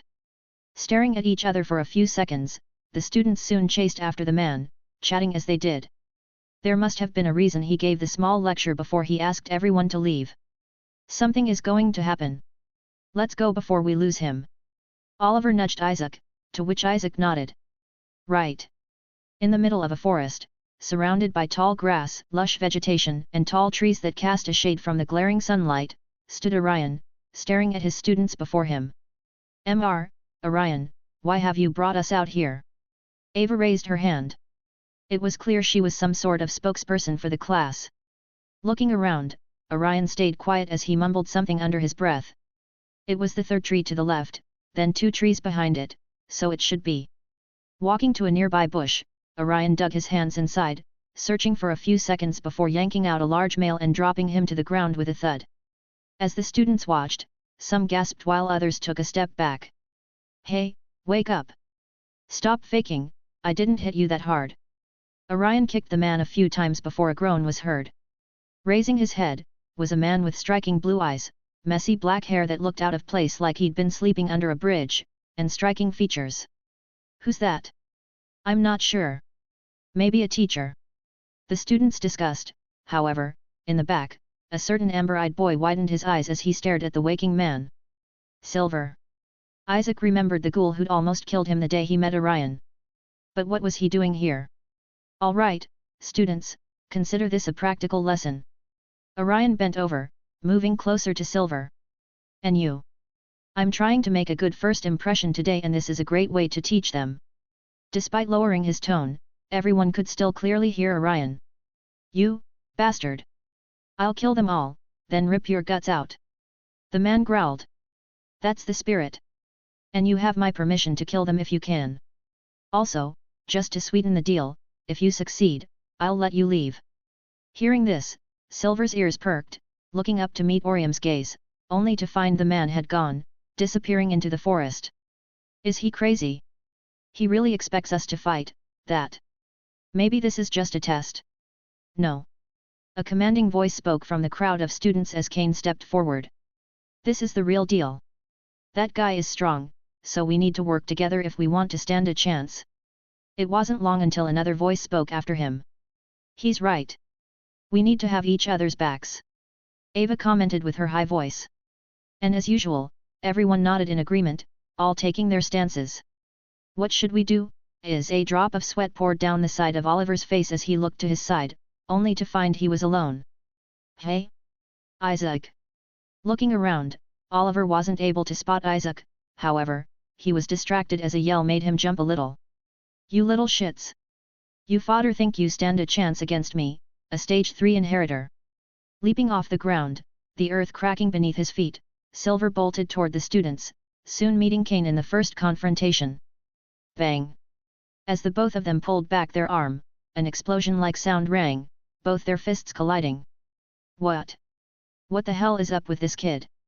Silver thought, the pain from the collision running through his arm. However, Kane was no better as he grit his teeth, pushing forward. As everyone watched, if one looked closely, they'd be able to notice Silver being pushed back a few steps. However, the clash didn't last long as a sword appeared from above Silver, piercing him in the shoulder. Arg! Silver let out a pained groan as the sword was yanked out, just as fast as it came. Lucy dropped to the ground behind him, turning her body swinging her sword and slashing Silver across the back. However, the wounds healed at an incredible rate, disappearing almost instantly. Despite this, Silver was given no time to rest. The rest of the students joined in, everyone throwing their strongest attacks. Silver was buried under it all, the attacks causing damage faster than he could heal. Enough! With a yell, red appendages appeared from his lower spine, wrapping themselves around his upper head, covering his eyes, and his arm. Thrusting his giant arm in the air, the mere shockwave was enough to send a few students tumbling, not to mention the few individuals who withstood the full force of the attack. Leaping into the air, Silver entered a rampage, destroying all he could see as craters formed, Trees were destroyed and students were injured. This is crazy. He's too strong. Someone help. Whatever morale that motivated the students had long since disappeared, as most abandoned the fight, trying their best to escape. Bring all the injured to me. Ava yelled as a green hue glowed from her hands, coating the injuries of the students. Kill. As Silver yelled, he failed to notice a figure slither past his guard, soon landing a rocket of a blow into his abdomen. Boom. I'm your opponent. Kane's fist hung for a second as Silver coughed blood. But despite this, a grin could be seen on the ghoul's face. As the appendages on his arm expanded, they wrapped themselves around Kane like snakes, till he was completely trapped. Taking a deep breath, Silver swung his arm, tossing Kane as the boy crashed through the trees, disappearing from the view. How disappointing! I would have loved to devour you. However, before Silver could have a moment of respite, a sudden smoke suddenly enshrouded him. What is this trickery? Silver yelled. Not trickery. Devil fruit. A voice could be heard from the smoke. Suddenly, a figure emerged from the smoke. His hands wrapped in bandages, Cold had used the smoke as a cover. Sliding on the ground, the boy raised his leg, kicking Silver upward. He didn't stop there, as he leapt off the ground with his arms, continuing to unleash a flurry of kicks, raising Silver further and further in the air. Don't you touch these beautiful ladies! Cold yelled with each kick. It wasn't long until Cold kicked off Silver, dropping back to the ground as the ghoul hung in the air. Crackle! Boom! Yellow lightning suddenly struck from the sky, onto the ground as smoke arose in the air. A giant female with a blonde ponytail appeared. Pulling back her fist, the female giant shot her fist out, striking Silver. Like a fly being swatted, Silver was sent soaring through the air like a shooting star, crashing a few miles away. In a forest a few miles away from the students, Silver cracked his neck, fully healed as he stood in a crater he'd created. Pesky twerps! I'll kill them all! Pausing for a few seconds, he continued. But this is more important. Taking his hand, Silver buried it deep in his mouth. His throat visibly enlarged as more of his arm disappeared into his mouth. It wasn't until his whole arm, up to his elbow, was down his throat, that he finally retracted it, a brown sack now in his hand. Ignoring the copious amounts of fluid soaking the sack in his arm, he opened the small brown bag, removing a plate-sized device that seemed to be impossible to fit inside the sack at first glance. He'll be proud when I get this done. As Silver turned, he was stopped by a voice. Are those the storage devices I've heard so much about? I might have to take that off your hands. Snapping his head back, Silver noticed a boy with amber eyes and unkempt hair appearing from the vegetation. You stole my car. And you tried to eat me. Isaac bent his legs slightly as he brought his arms up, his fists on each side of his chin. You can't be serious. You're merely a child. I know. It'll be more embarrassing for you. Now, I think it's time I take my revenge. Come at me, asshole. Chapter 37, Is He Crazy? 2. Isaac stood before Silver, glaring at him. You think you can beat me? I remember you crying and begging for your life a few months ago. Don't underestimate me just because those students got a lucky hit. I was holding back. Silver slyly put the plate device back into the sack, stuffing it in his pockets. Meanwhile, Isaac stood in his stance, silent as he watched. I'm feeling generous today, so I'll let you leave with all your limbs. You talk a lot. What? Silver's eyebrow twitched as a vein bulged. Instead of replying, Isaac summoned his Nen reserves, ignoring the tightening and gluttonous feeling in his abdomen and mumbling the next second. Ren! A burst of aura erupted from Isaac as he felt his strength and speed make an immense leap. Filled with energy and adrenaline, Isaac wasted no time as he stomped off the ground, shooting toward Silver like a bullet. What the hell? Silver flinched, unable to react in time as he witnessed the sudden attack. Bang! Appearing before him, Isaac swung his fist, striking Silver clean in the side of the face. Silver's head swung back, blood trickling from the corner of his lips. Isaac, with a stoic and straight face, pulled back his arm. Despite his demeanor seeming confident, his heart pumped rapidly as his legs slightly shook from all the adrenaline. Holy crap, I actually hit him. This was the first time Isaac was fighting a human, let alone an inheritor. Although he had brief interactions with people in the free-for-all, he didn't count those. He wasn't scared, After all, he faced far more terrifying opponents. However, he knew what Silver was capable of. He wouldn't let his guard down. Slowly turning his head, Silver revealed his black eyes and red pupils as he audibly ground his teeth. "You impotent little brat!" Before he could finish, a knee was launched into the middle of his face, his head swinging back as a loud crack was heard, blood flying from his nose. Isaac didn't stop there, as he dropped back onto the ground, striking Silver's knee with his heel, prompting the ghoul to drop to his other knee. Swinging his hips, Isaac let out a roundhouse kick, cracking Silver over the head and sending him skidding on the ground, crashing into a tree. Hey! Silver let out a heavy breath as appendages appeared from his back, wrapping around his head and arm. Isaac! Silver launched like a rocket, swinging his giant arm through the air, down toward where Isaac was standing. Crash! Weaving out of the way, Isaac leapt back, creating distance. "He's stronger and more durable, but I'm faster," Isaac was able to deduce, watching Silver burst toward him, letting out growls and grunts as if he were a rabid animal. Once again, Silver swung vertically as a loud whoosh rang, the air being split by the attack. As Isaac dodged the attack, the arm merely swung back, once again being dodged.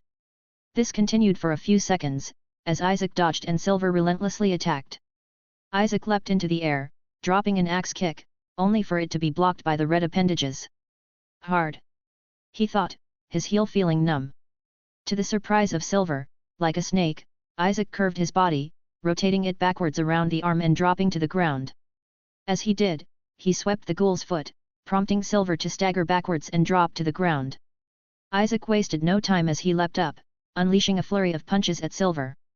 Blocking with his mutated arm, Isaac didn't back down, continuing to attack the arm. Like bullets from a machine gun, the speed and power of Isaac's punches were nothing to scoff at. "Enough!" Silver swung his arm outward. Due to the short range between the two, Isaac was unable to dodge, forming his arms in an X shape and blocking the attack. Wincing in pain, Isaac was sent soaring through the air. "Die!" Isaac witnessed Silver's arm grow, extending as soon as swinging at him, reaching him easily. Crap! Being in midair, Isaac had no way to dodge. Slam! The appendages slammed into Isaac's side as the boy was sent rocketing toward the ground, crashing into the ground. Groaning in pain, Isaac made his way to his feet. Multiple bones of his were broken, including his arm, a few ribs and knuckles. The constant attacks on the appendages had caused his knuckles just as much damage. As Isaac could visibly see his body healing, he was given no time to rest, as Silver appeared from the dust, swinging his arm horizontally. However, this time, Isaac dodged once more, moving toward Silver, passing the giant arm, much to the ghoul's surprise. With a few quick jabs to the red appendages around the arm, finishing with one powerful blow, Isaac ignored the pain he was feeling. With his arm barely healed and his wrists and knuckles extremely swollen, he continued. Despite his injuries, he lowered his body, turning it for momentum and landing an elbow right in Silver's solar plexus. Bang! As the air was knocked out of Silver's lungs, one could see him coughing a few specks of blood. But unbeknownst to Isaac, Silver grinned widely. "You lose. Become my meal." Grabbing Isaac by the collar with his normal hand, Silver attempted to raise his mutated arm to finally finish the job. Only when he tried, nothing happened. It was as if his arm wasn't listening to his brain. Glancing toward his arm, he noticed a small stump, the rest of his arm laying on the ground as the last muscle fibers between the stump and the arm tore, finally separating the two. What? Despite Silver asking this, only now did he understand what happened. "He attacked the same joint in my arm until it severed." "Why you?" Before Silver could complete his sentence, Isaac extended his fingers like a knife, stabbing Silver in the throat. Despite not making it far into his skin, it was enough for Silver to drop Isaac as he writhed in pain. Looking back, Silver failed to locate Isaac. It wasn't until he looked up, that he noticed the boy hyperextended his arms and back, clamping both hands together as he drew closer to Silver. "Isaac!" Bang!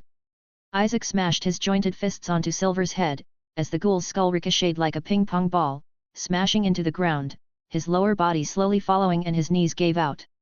As the dust cleared, one would be able to see Silver's head buried into the ground as his bottom faced the sky. Meanwhile, Isaac stood above the man. Breathing rhythmically, sweat poured down his face. "I did it." Isaac could feel a sense of euphoria wash over him. remembering the day he almost died at the hands of this man, only for the same ghoul to now be at his feet. This feeling, strength, fulfillment, vengeance, he liked it. This was what it feels like to be powerful. This was what it feels like to truly do whatever the hell I want. It was because he did whatever he wanted, that a pleasant ding was heard as satisfying words hung before Isaac. Congratulations! But that would have to wait. Bending over, Isaac quickly located the man's heart, extended his fingers once again, and got ready to pierce it.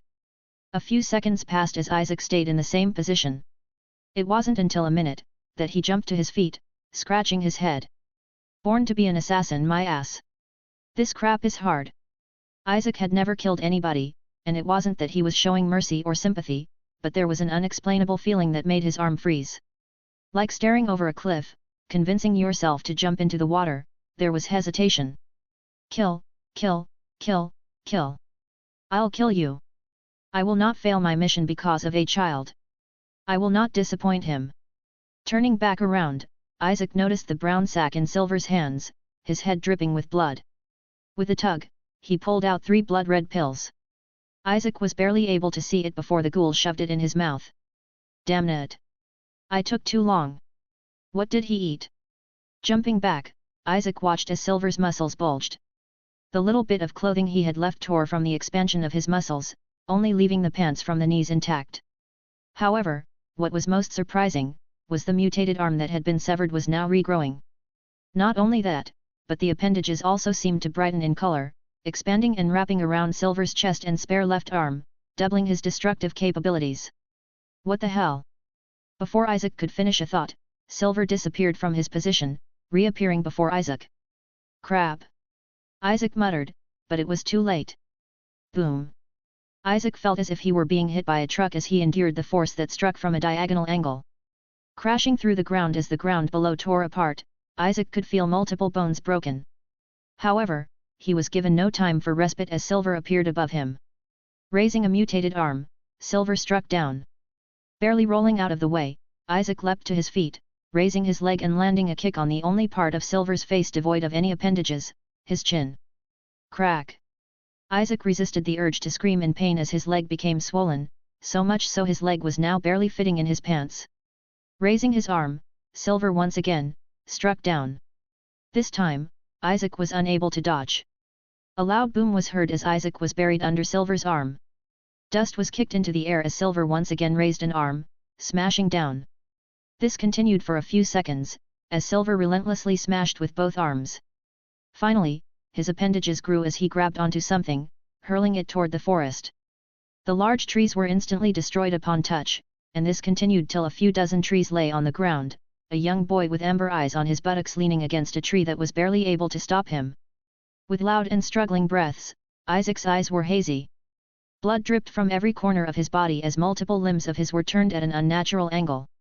Although, if one looked closely, they'd be able to see his body seemingly healing itself. With the fog in his mind clearing up, Isaac struggled to make it to his feet. I guess I'll be using this sooner than I thought. Silver stood before him, drooling and heaving loudly like an animal. Isaac, looking up, stared at the notification he'd gotten. Congratulations! You've unlocked the perk Vital Strikes. You now have the knowledge and skill to precisely target and shut down your opponent's pressure point. Chapter 38, NAN Class 1. A small group of students stood around each other, a female sitting in the middle as a green hue emanated from her palms. The student lying before her, unconscious, soon flickered his eyes open as he slowly got to his feet. Thanks, Ava, you're a lifesaver. The student thanked her. No problem. Ava replied cheerfully. That's everyone healed. I think we should come up with a game plan or set a trap for the ghoul. Kane spoke, most nodding their heads in agreement. I think that's a good idea. What do you think, everyone? Ava turned, asking the students as they enthusiastically replied. I'm fine with that. We can't run forever. Let's get him before he gets us, Heather spoke with a smile. Despite the students' words, some seemed reluctant. Don't worry. Mr. Orion is supervising. He'll stop the ghoul if things get out of hand. Ava spoke. Looking around, the students shared a face of realization. It's as if one could see the flame reignite inside them. Extraordinary. To think Ava can restore everyone's passion with just a few words. These are the same students who were begging for their lives an hour ago. Oliver thought, standing at the back of the crowd.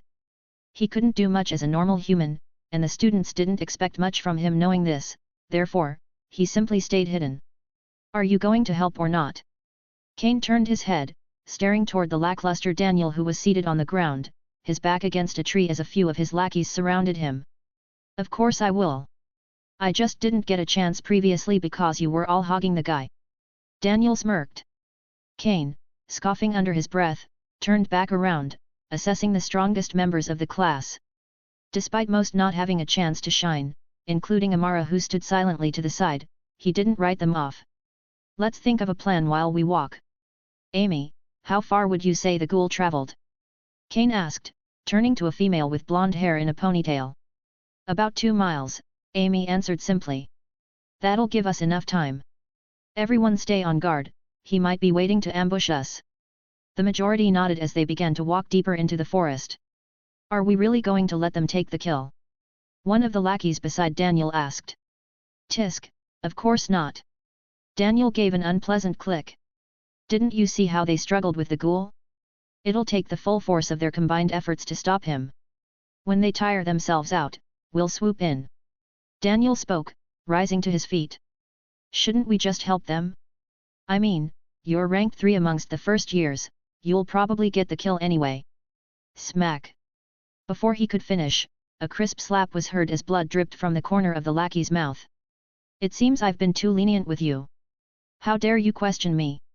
Daniel grabbed the lackey by the throat. The point isn't just to kill him. It's to garner the attention of the professors. Daniel Euro single-handedly saves Class B21 and defeats a ghoul. Now that's a headline. Daniel brought the lackey's face, which had slowly turned blue, closer to his as he stared deep into his eyes. Attention equals fame and fame. Daniel paused. E equals P power. The lackey was barely able to let out. That's right. Daniel smiled, releasing the boy. I mean, the majority of humans are mindless sheep. You'd be an idiot not to take advantage of that. The lackey nodded his head rapidly, unable to let out any words. Meanwhile, Oliver followed the group silently, deep in thought. Isaac, where are you? Vital strike, hey. Isaac stood on his 2 feet as he dismissed the screen. He was starting to further understand the Zaldic genes. After all, he only had this vital strike because of it. It allows me to evolve any skill I perform, turning it into a perk. Like when Isaac trained on the boxing bag and today when he attacked the joints of Silver and tore his arm. It allowed him to solidify the calculated actions he performed, turning it into a perk and increasing their effectiveness tenfold. And with it, he'd win this fight.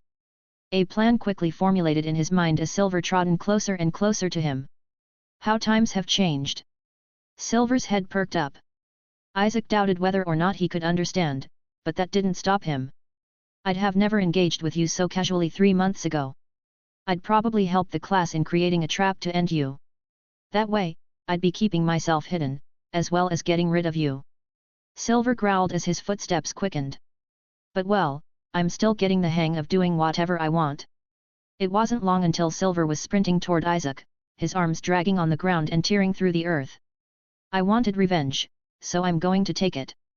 Isaac leapt off the ground. Every fiber in his body screamed in pain. His muscles and bones all ached and seemed as if they'd give out at any moment. Despite having great stamina and an endurance, allowing him to keep Ren active for well over 10 minutes, the fatigue was starting to get to him. But he didn't care. He had a goal to fulfill.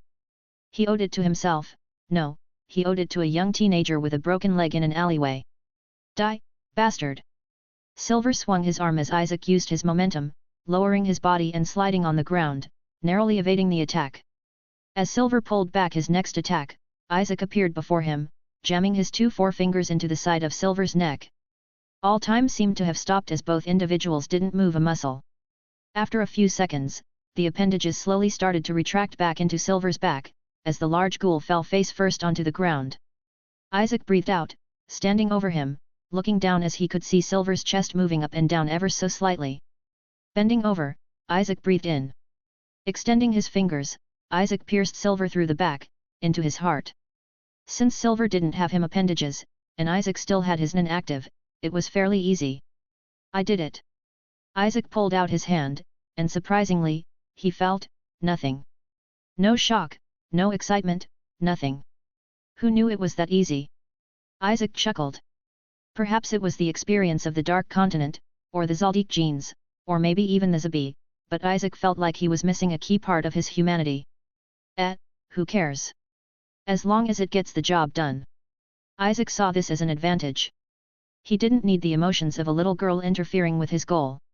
No, that'd just get him killed. Wiping his hands, Isaac rummaged around Silver's pockets, pulling out a brown sack. I'm surprised. A voice came from behind Isaac, as the boy snapped his head back, only to be met with a man with glasses and lazy eyes. You're here. Did you bring what I asked for? Isaac stood up, stuffing the sack into his pocket as he did. Here. Orion handed Isaac a change of clothes. What about? The students still aren't clothes. I made sure of it. Orion reassured Isaac. Looking around, Orion couldn't help but stare. You actually beat him. He mumbled, turning his head. What happened to hiding yourself till you were strong enough? I am hiding myself. That's why I asked you to do all those things. This was just something I had to do. Isaac removed some of his clothes, preparing to dress in the new ones. I only did those things because I owed you. I won't always be here to pick up your slack. Isaac nodded. I know. I'll be more prepared next time. The both of them fell silent as Orion bent over, staring at Silver. You killed him, hey? Orion asked, to which Isaac replied after a second. Yes. Is that a problem? No. You needed to do it. Besides, if anything, you helped avenge Kevin. Isaac recognized the name.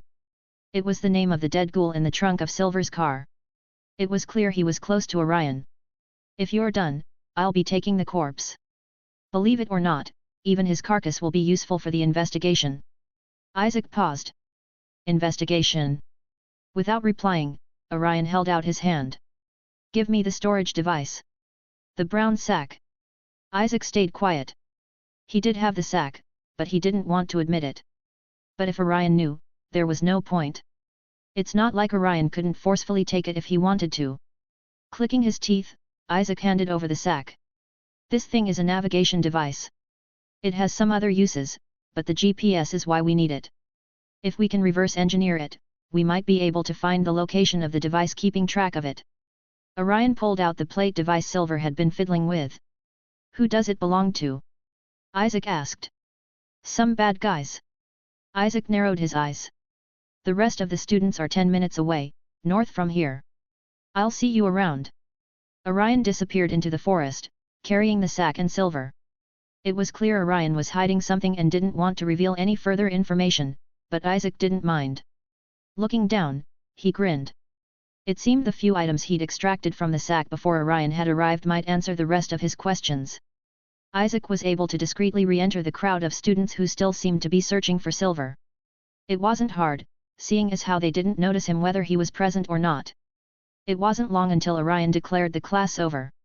Despite the students feeling confused, most were relieved. Other than Daniel, who was seen frowning for the rest of the day. Despite the students not paying attention to Isaac's coming and going, Oliver was able to notice a few seconds after Isaac returned. Until the end of the day, didn't stop asking Isaac countless questions. It wasn't until they returned to their dorm that Isaac was able to lock himself in his room, escaping and finally earning himself some peace. Throwing himself on his bed, Isaac fell into deep thought. The adrenaline had long since worn off, and Isaac could feel a twisting pain in his abdomen. It was hunger. Clutching his stomach, Isaac fell into deep thought. It seems the more I heal, the hungrier I become. Every drop of nin I have isn't able to quell the hunger in my stomach. Additionally, Isaac's nin, the strongest weapon he had, seemed a little inefficient. I mean, Ren is sweet, but ever since leaving the Dark Continent, I haven't made any progress in my nin. At this rate, I'll never reach the likes of Netero and Zig. Rubbing his forehead, Isaac tried to ignore the inadequacies he'd shown today, instead focusing on TB good. I finally did it. Ever since that day in the alleyway, Isaac felt as though a part of himself had died. Today, for the first time, he felt whole. Now, rummaging through his pockets, Isaac pulled out some items from his pocket and laid it on his table. Let's see the fruits of my hard work. Chapter 39, Nan Class 2. Isaac sat before his table, inside his room as he stared at the items on his table. With his fingers on his chin, Isaac had an eyebrow raised, a perplexed demeanor showing on his face. What the hell are these? Before him lay a handful of transparent pill-shaped items. They were small and didn't seem to have any sort of openings. Despite the peculiar nature of what Isaac assumed to be some sort of medicine, he did somewhat recognize it. They were the same pills Silver had stuffed in his mouth before his immense power boost. Although, those were red. Despite there being a few blood-red pills amongst the transparent ones, this didn't help Isaac. Isaac pondered on the topic for a few more minutes but to no avail. Losing interest, he looked to the second and last item, a mesmerizing blue sphere. It seemed to have a whole galaxy trapped within, as it somewhat shifted, turning within itself with purple hints hidden inside. Great! Another! As Isaac wrapped his hands around the sphere, a screen appeared before him. Artifact, Forged Mage's Nucleus. Rank, B. Requirements, Mana PS. Description, amplifies a mage's spells and mana, also allowing them to cast spells beyond their current level. Oh, an artifact, hey! There are two types of items in this world. Artifacts. One of the last things Isaac had learned from the helmet. Typically, during the early stages of inheritors coming to fruition, artifacts could only be acquired as a reward for completing a scenario. However, recently, inheritors have found a way to create artifacts for themselves. This is confirmed by the system, which presents a screen before you whenever you touch an artifact. However, the system does make it a fact to differentiate the two types by adding the words forged beside the artifact name. This of course caused an uproar in Spawn, and soon, it became a regular practice to create artifacts. However, it was incredibly hard to do so. And inheritors have still been unable to forge an artifact above B and rank. In other words, any artifact above B and was one straight out of a scenario. Of course, these were rare, and hard to find. It was because of this that artifacts above S rank weren't a thing. Those were called something else. The second type of items was called national treasures. These didn't have a rank and were just thought to be items above S rank artifacts. They could only be attained through a scenario, and were thought to be items people would die for. Although, Isaac didn't know this from the helmet. No, instead, he learned of national treasures, after finding out he had one of his own. These were, of course, the Scarlet Eyes. This was why Isaac made it a top priority to find himself a storage device. If anyone knew he owned it. Well, I'd rather not think about that. Isaac sighed. But now, with this orb. It's not like I can use it anyway. But a B artifact should fetch me a hefty price on the market. With this, Isaac should be able to find himself a storage device. I'll figure out what these things do later. It had been 2 days since the battle between Isaac and Silver. Although not a long time, it felt like a week to Isaac. Since the battle with Silver, Isaac hadn't had a wink of sleep. Not that he needed it. His Zabi disease ignored most human necessities like food and sleep. Using this to his advantage, Isaac devoted the last 2 days to gaining knowledge. It was because of this knowledge he was able to find a way to sell his mage's nucleus and buy quite the simple-looking brown bracelet. This, of course, was a storage device. For a time, Isaac felt quite powerful with the amount of money he had. He didn't know what the conversion rate from S to real-world money was, but it couldn't have been small. However, upon buying his storage device, one that he'd spent most of his money buying, he almost spat blood. I guess the thirst for money is still inside me. Isaac chuckled, remembering his past. Despite all this, what Isaac had spent all his time investigating, was the Nan classes. Since the students had different characters, verses and PS, there was no way for the academy to teach them independently. Therefore, each student was given a personalized schedule that fit their needs. Students from the Naruto verse would be enrolled into chakra training, those who shared a mana PS were taught magic, and those from the HXH verse were trained in Nin. Of course, this went for Isaac too, who was currently standing amidst a few dozen students in a large hall. Amongst the students, a clearing could be seen not too far away from Isaac. And in the middle of the clearing, stood a single female student. I knew it. Well, I'd be a fool not to. Even though she tries her best to hide it, I can still sense the faint Nin oozing from her. Maybe it could fool someone less proficient in Nin, but not Isaac. Currently, Isaac's biggest problem was somehow hiding the fact he knew Nan. But, he'd already figured out a plan for this. A plan that would allow him to hide in plain sight as nobody important. Isaac was confident this would work. There was no room for error. As he thought this, someone suddenly walked into the large hall, garnering all the students' attention as they turned their heads. Tack tack tack. Walking toward the front of the hall, and stepping onto a small elevated surface, Isaac couldn't help but raise an eyebrow as he stared at the man. With a bald head, flip-flops, a bright floral shirt and similarly designed shorts, the man seemed as if he were on holiday. This assumption seemed all the more plausible upon witnessing the man's bright and wide smile. But most surprisingly, was the man's walking stick and closed eyes. Is he blind? Turning his head to the students, the man spoke. It's a pleasure to meet you all. My name is Mr. Hall, and I'll be your Nan instructor for this year. The man spoke in a loud and cheerful voice. Upon the man speaking, whispers could be heard amongst the students. Isaac was inclined not to judge a book by its cover, seeing as how he'd witnessed a lady transform into a cat, and a man die, only to live on as a black skeleton, but he was struggling to deduce the meaning of the man's closed eyes. It probably has something to do with his Nan ability. Now, if it's all right with you, I'd like to get started. It's no secret most of you have yet to learn of Nan, but by the end of today, that will no longer be the case. Mr. Hall continued to smile as he spoke. What? He must be exaggerating. It takes at least 6 months to open your aura nodes. He's bluffing. Yes, you're right. It does take 6 months to open your aura nodes. Mr. Hall replied to one of the many whispering students, as the boy noticed and felt slightly embarrassed. But that would only be the case if we were doing this the normal way. No, instead, I will personally be forcing your aura nodes open. Gasps were heard in the hall. For the students who knew what he was referring to, they couldn't help but widen their eyes and fall speechless. But instructor, isn't the practice of forcing one's aura nodes open seen as taboo? Additionally, it's extremely dangerous. A girl raised her hand, yelling in shock. Yet. And. The female was taken aback as she stammered. Hey, shut up. Don't you know who that is? That's Xavier Hall.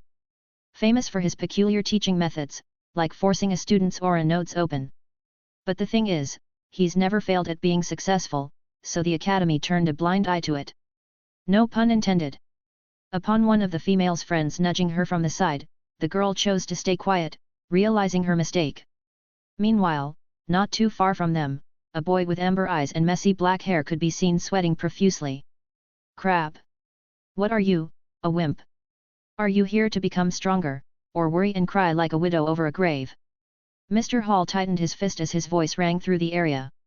This guy is nuts. The one thing I didn't account for. Who knew he'd be forcing out aura nodes open? In Isaac's research, he'd figured out Spawn also followed the mentality of the HXH verse, frowning upon this practice. It seemed Isaac simply had the bad luck of encountering Mr. Hall. Now, let's begin. I believe we're starting from the bottom up. It was the funny number and the weird missing second name. Mr. Hall put his finger on his chin as he pondered. Ah, that's it. First up, rank 769, Isaac. Everyone turned their heads, looking around as a boy soon raised his hand. All eyes were on Isaac as he wore a stoic demeanor, however, inside. Shit, time for Plan B. Chapter 40, Nan Class 3. Time for Plan B.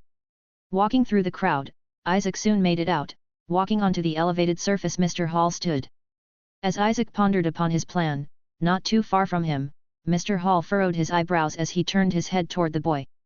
As Isaac appeared beside the man, he stayed quiet. Shall we get started? Mr. Hall turned his head. I knew it. I made sure to walk toward him silently. There's no way a regular blind person could notice me. Isaac confirmed his thoughts. Yes. Isaac turned around, facing away from Mr. Hall as he soon felt a palm press against his back. Taking in a deep breath, Isaac was prepared to undergo his plan. And it was simple. He would simply push back the Nan entering his body, to give the illusion of the aura nodes being blocked.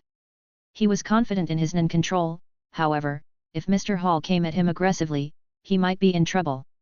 It wasn't long until Isaac could feel the Nan entering his body, and as he planned, his own Nan combated it. although he made sure he didn't resist too much, to not raise any suspicion. As time went on, he allowed the Nen to pass through, to signify the aura node had been unlocked. As the Nen reached a node, Isaac would present it with slight resistance, letting pass a few seconds later, continuing to do this. It's working. Just as Isaac thought this, something happened. Suddenly, Hall's Nen started to rapidly pump into Isaac's body. Not only was the Nen bypassing his own, but it was also traveling straight toward his abdomen. Meanwhile, Mr. Hall panicked as he suddenly felt a vacuum sucking all the Nen from his body. What's happening?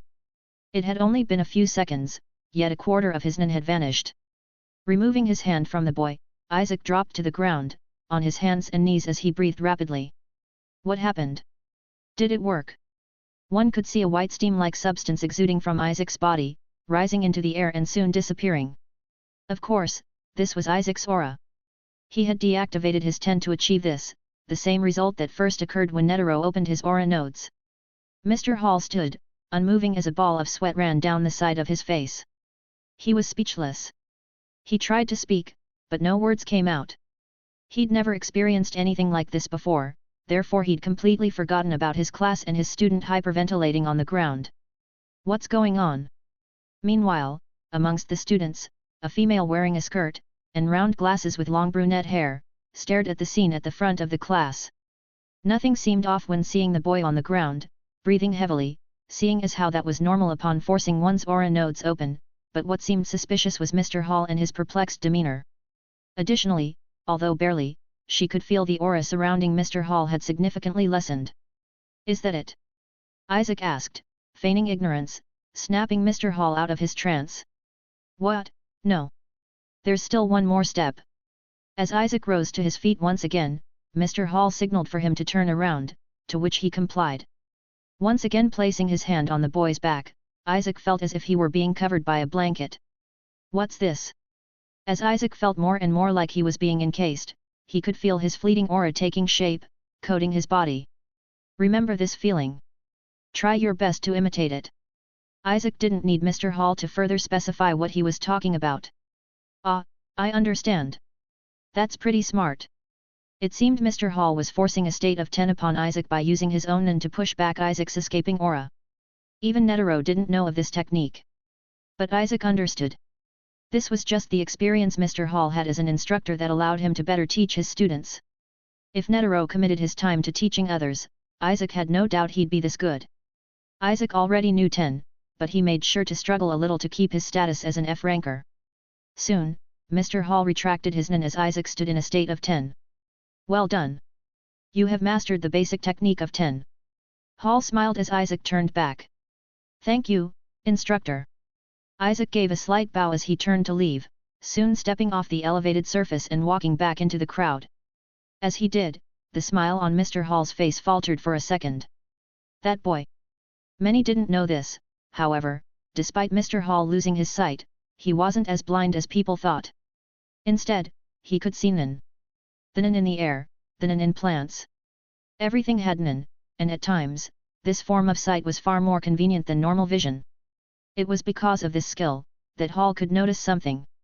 From the second he saw Isaac, there was an abundance of Nen surrounding the boy. As if the boy's body was pulling in the Nen from all around him. I've never seen anything like it. Mr. Hall's skepticism grew even greater upon his Nen disappearing inside the boy. No matter how hard, he couldn't sense where his Nen had gone. It's as if it disappeared somewhere within Isaac. Not to mention the fact his Nen was sucked out of him, and no matter how hard he tried, couldn't resist. He didn't know what the boy did, or what the boy even was. Ugh, I need a drink. He'd only been through one student, yet Hall was already feeling burnt out. One thing is clear. Hall stared at Isaac. That boy is either loved by Nen or is cursed by it. Meanwhile, Isaac sighed as he reintegrated back into the crowd. Next up, rank 427, Michael Shaw. Fortunately, Mr. Hall continued, calling up another boy as the students turned their gaze from Isaac to him. Except for one student. Isaac could feel daggers piercing into him, as one student kept their gaze glued on him. This student was Amara Khan. Pretending like he wasn't paying attention, Isaac followed the student's gaze, watching Mr. Hall continue. That feeling. When the thing inside me drained the Nen from Hall. Isaac was speechless. For once, since leaving the Dark Continent, Isaac was satiated. He'd felt as if he had eaten mountains of food, the twisting feeling in his abdomen disappearing. Then the thing drained from him filled me up. One would think Isaac D feel relieved or shaken, however, it was the opposite. He felt excited. If I can replicate that ability, to drain Nen from others. Isaac giggled inwardly, unable to contain his excitement at the thought. Not only would this be useful for him as a utility ability, but he wondered what would happen if he drained every drop of Nen from someone. Isaac the sucking assassin. Now who wouldn't fear? Upon thinking this, Isaac couldn't help but rethink the name. During the next hour, Mr. Hall continued to force open the rest of the students' aura nodes, guiding them with 10 as well. And soon, just as Hall had promised, everyone had learned Nen. That'll be all for today. If you check your status, you'll find your Nen to be at a level 1 proficiency. A few students muttered something, and they soon gave a nod of understanding. On your way out, you'll find a few stacks of plain books. Those books will contain detailed descriptions of both the basic techniques of Zetsu and Ren. I expect you to have mastered both techniques before our next class, proving yourself as a level 2 Nen user. A few of the students looked at each other. Their next lesson was in a few days, and they couldn't help but feel slightly overwhelmed. What happens if we're unsuccessful? Asked a student. With a pause, Hall answered. Nothing. I'll take it upon myself to help you master them. A few students let out a breath of relief. His goal isn't to have the students master the techniques. Isaac thought, glaring at the teacher with a hint of suspicion in his eyes. However, you should know, this will allow me to differentiate the cubs from the lions. Mr. Hall continued, confirming Isaac's thoughts. Those who are unsuccessful will be put in a group of, shall we say, lesser individuals. While those who succeed will be acknowledged by me as a genius. Let's call them Group 2 and Group 1 respectively. Isaac chuckled inwardly. Crazy bastard. He doesn't care about sowing discord between the students. Well, I guess this will motivate them a little. Additionally, those who succeed will immediately begin Hatsu training. The students roared in surprise as it was evident they couldn't contain their excitement. Hatsu, hey. As Netero explained, Hatsu allowed one to shape their Nen in their image. That's how he was able to use that giant Buddha technique or the thing Zig did with his strings. These were all Hatsu. Evidently, the chance to create your own superpower greatly intrigued the students. Maybe not create. Isaac had found out that most inheritors from the HXH verse typically decided to use the same Hatsu as their character if said character even had one. This was usually the wisest choice, as doing anything else would be counterproductive. I hope to see you all succeed. Class dismissed. The students began to walk out of the hall, each one taking a book as they did, including Isaac. So learning the basic techniques will allow an user to reach level 2 proficiency. If that's the case, I should easily be able to make the cut. Being a level 3 Nen user, this assignment should prove easy for Isaac. Yes, Isaac had decided he'd join Group 1. The task of the assignment itself wasn't very hard, therefore, he wouldn't diminish his title as an NPC. This way, he'd be starting his Hatsu training early and he wouldn't have to hide his Nen anymore. But there was one problem. Isaac had no interest in starting his Hatsu training just yet. Not without the Scarlet Eyes. Isaac had long decided he wanted to replace his eyes with the Scarlet, but he knew of no one who could replace eyes. Well, that wasn't exactly true. During his research, he'd set his eyes on a certain female in his class. Ava Longfield. To put it simply, Isaac had to have his Scarlet Eyes implanted in him by the next Nen lesson, in a few days. Hey, Isaac! Snapping him out of his thoughts was Oliver, waving to him. Isaac was so deep in thought, that he hadn't realized he'd been walking for some time, under the sun toward his dorm. Hey, Oliver! Isaac waved back, walking toward the boy. With Oliver was Zack and a boy Isaac didn't recognize. Seeing his confusion, Oliver introduced the two. Isaac, this is Johnny. He's the only other person amongst the first years who still haven't entered his scenario, besides me. The boy walked to Isaac, shaking his hand with a smile. The boy had quite a simplistic demeanor about him.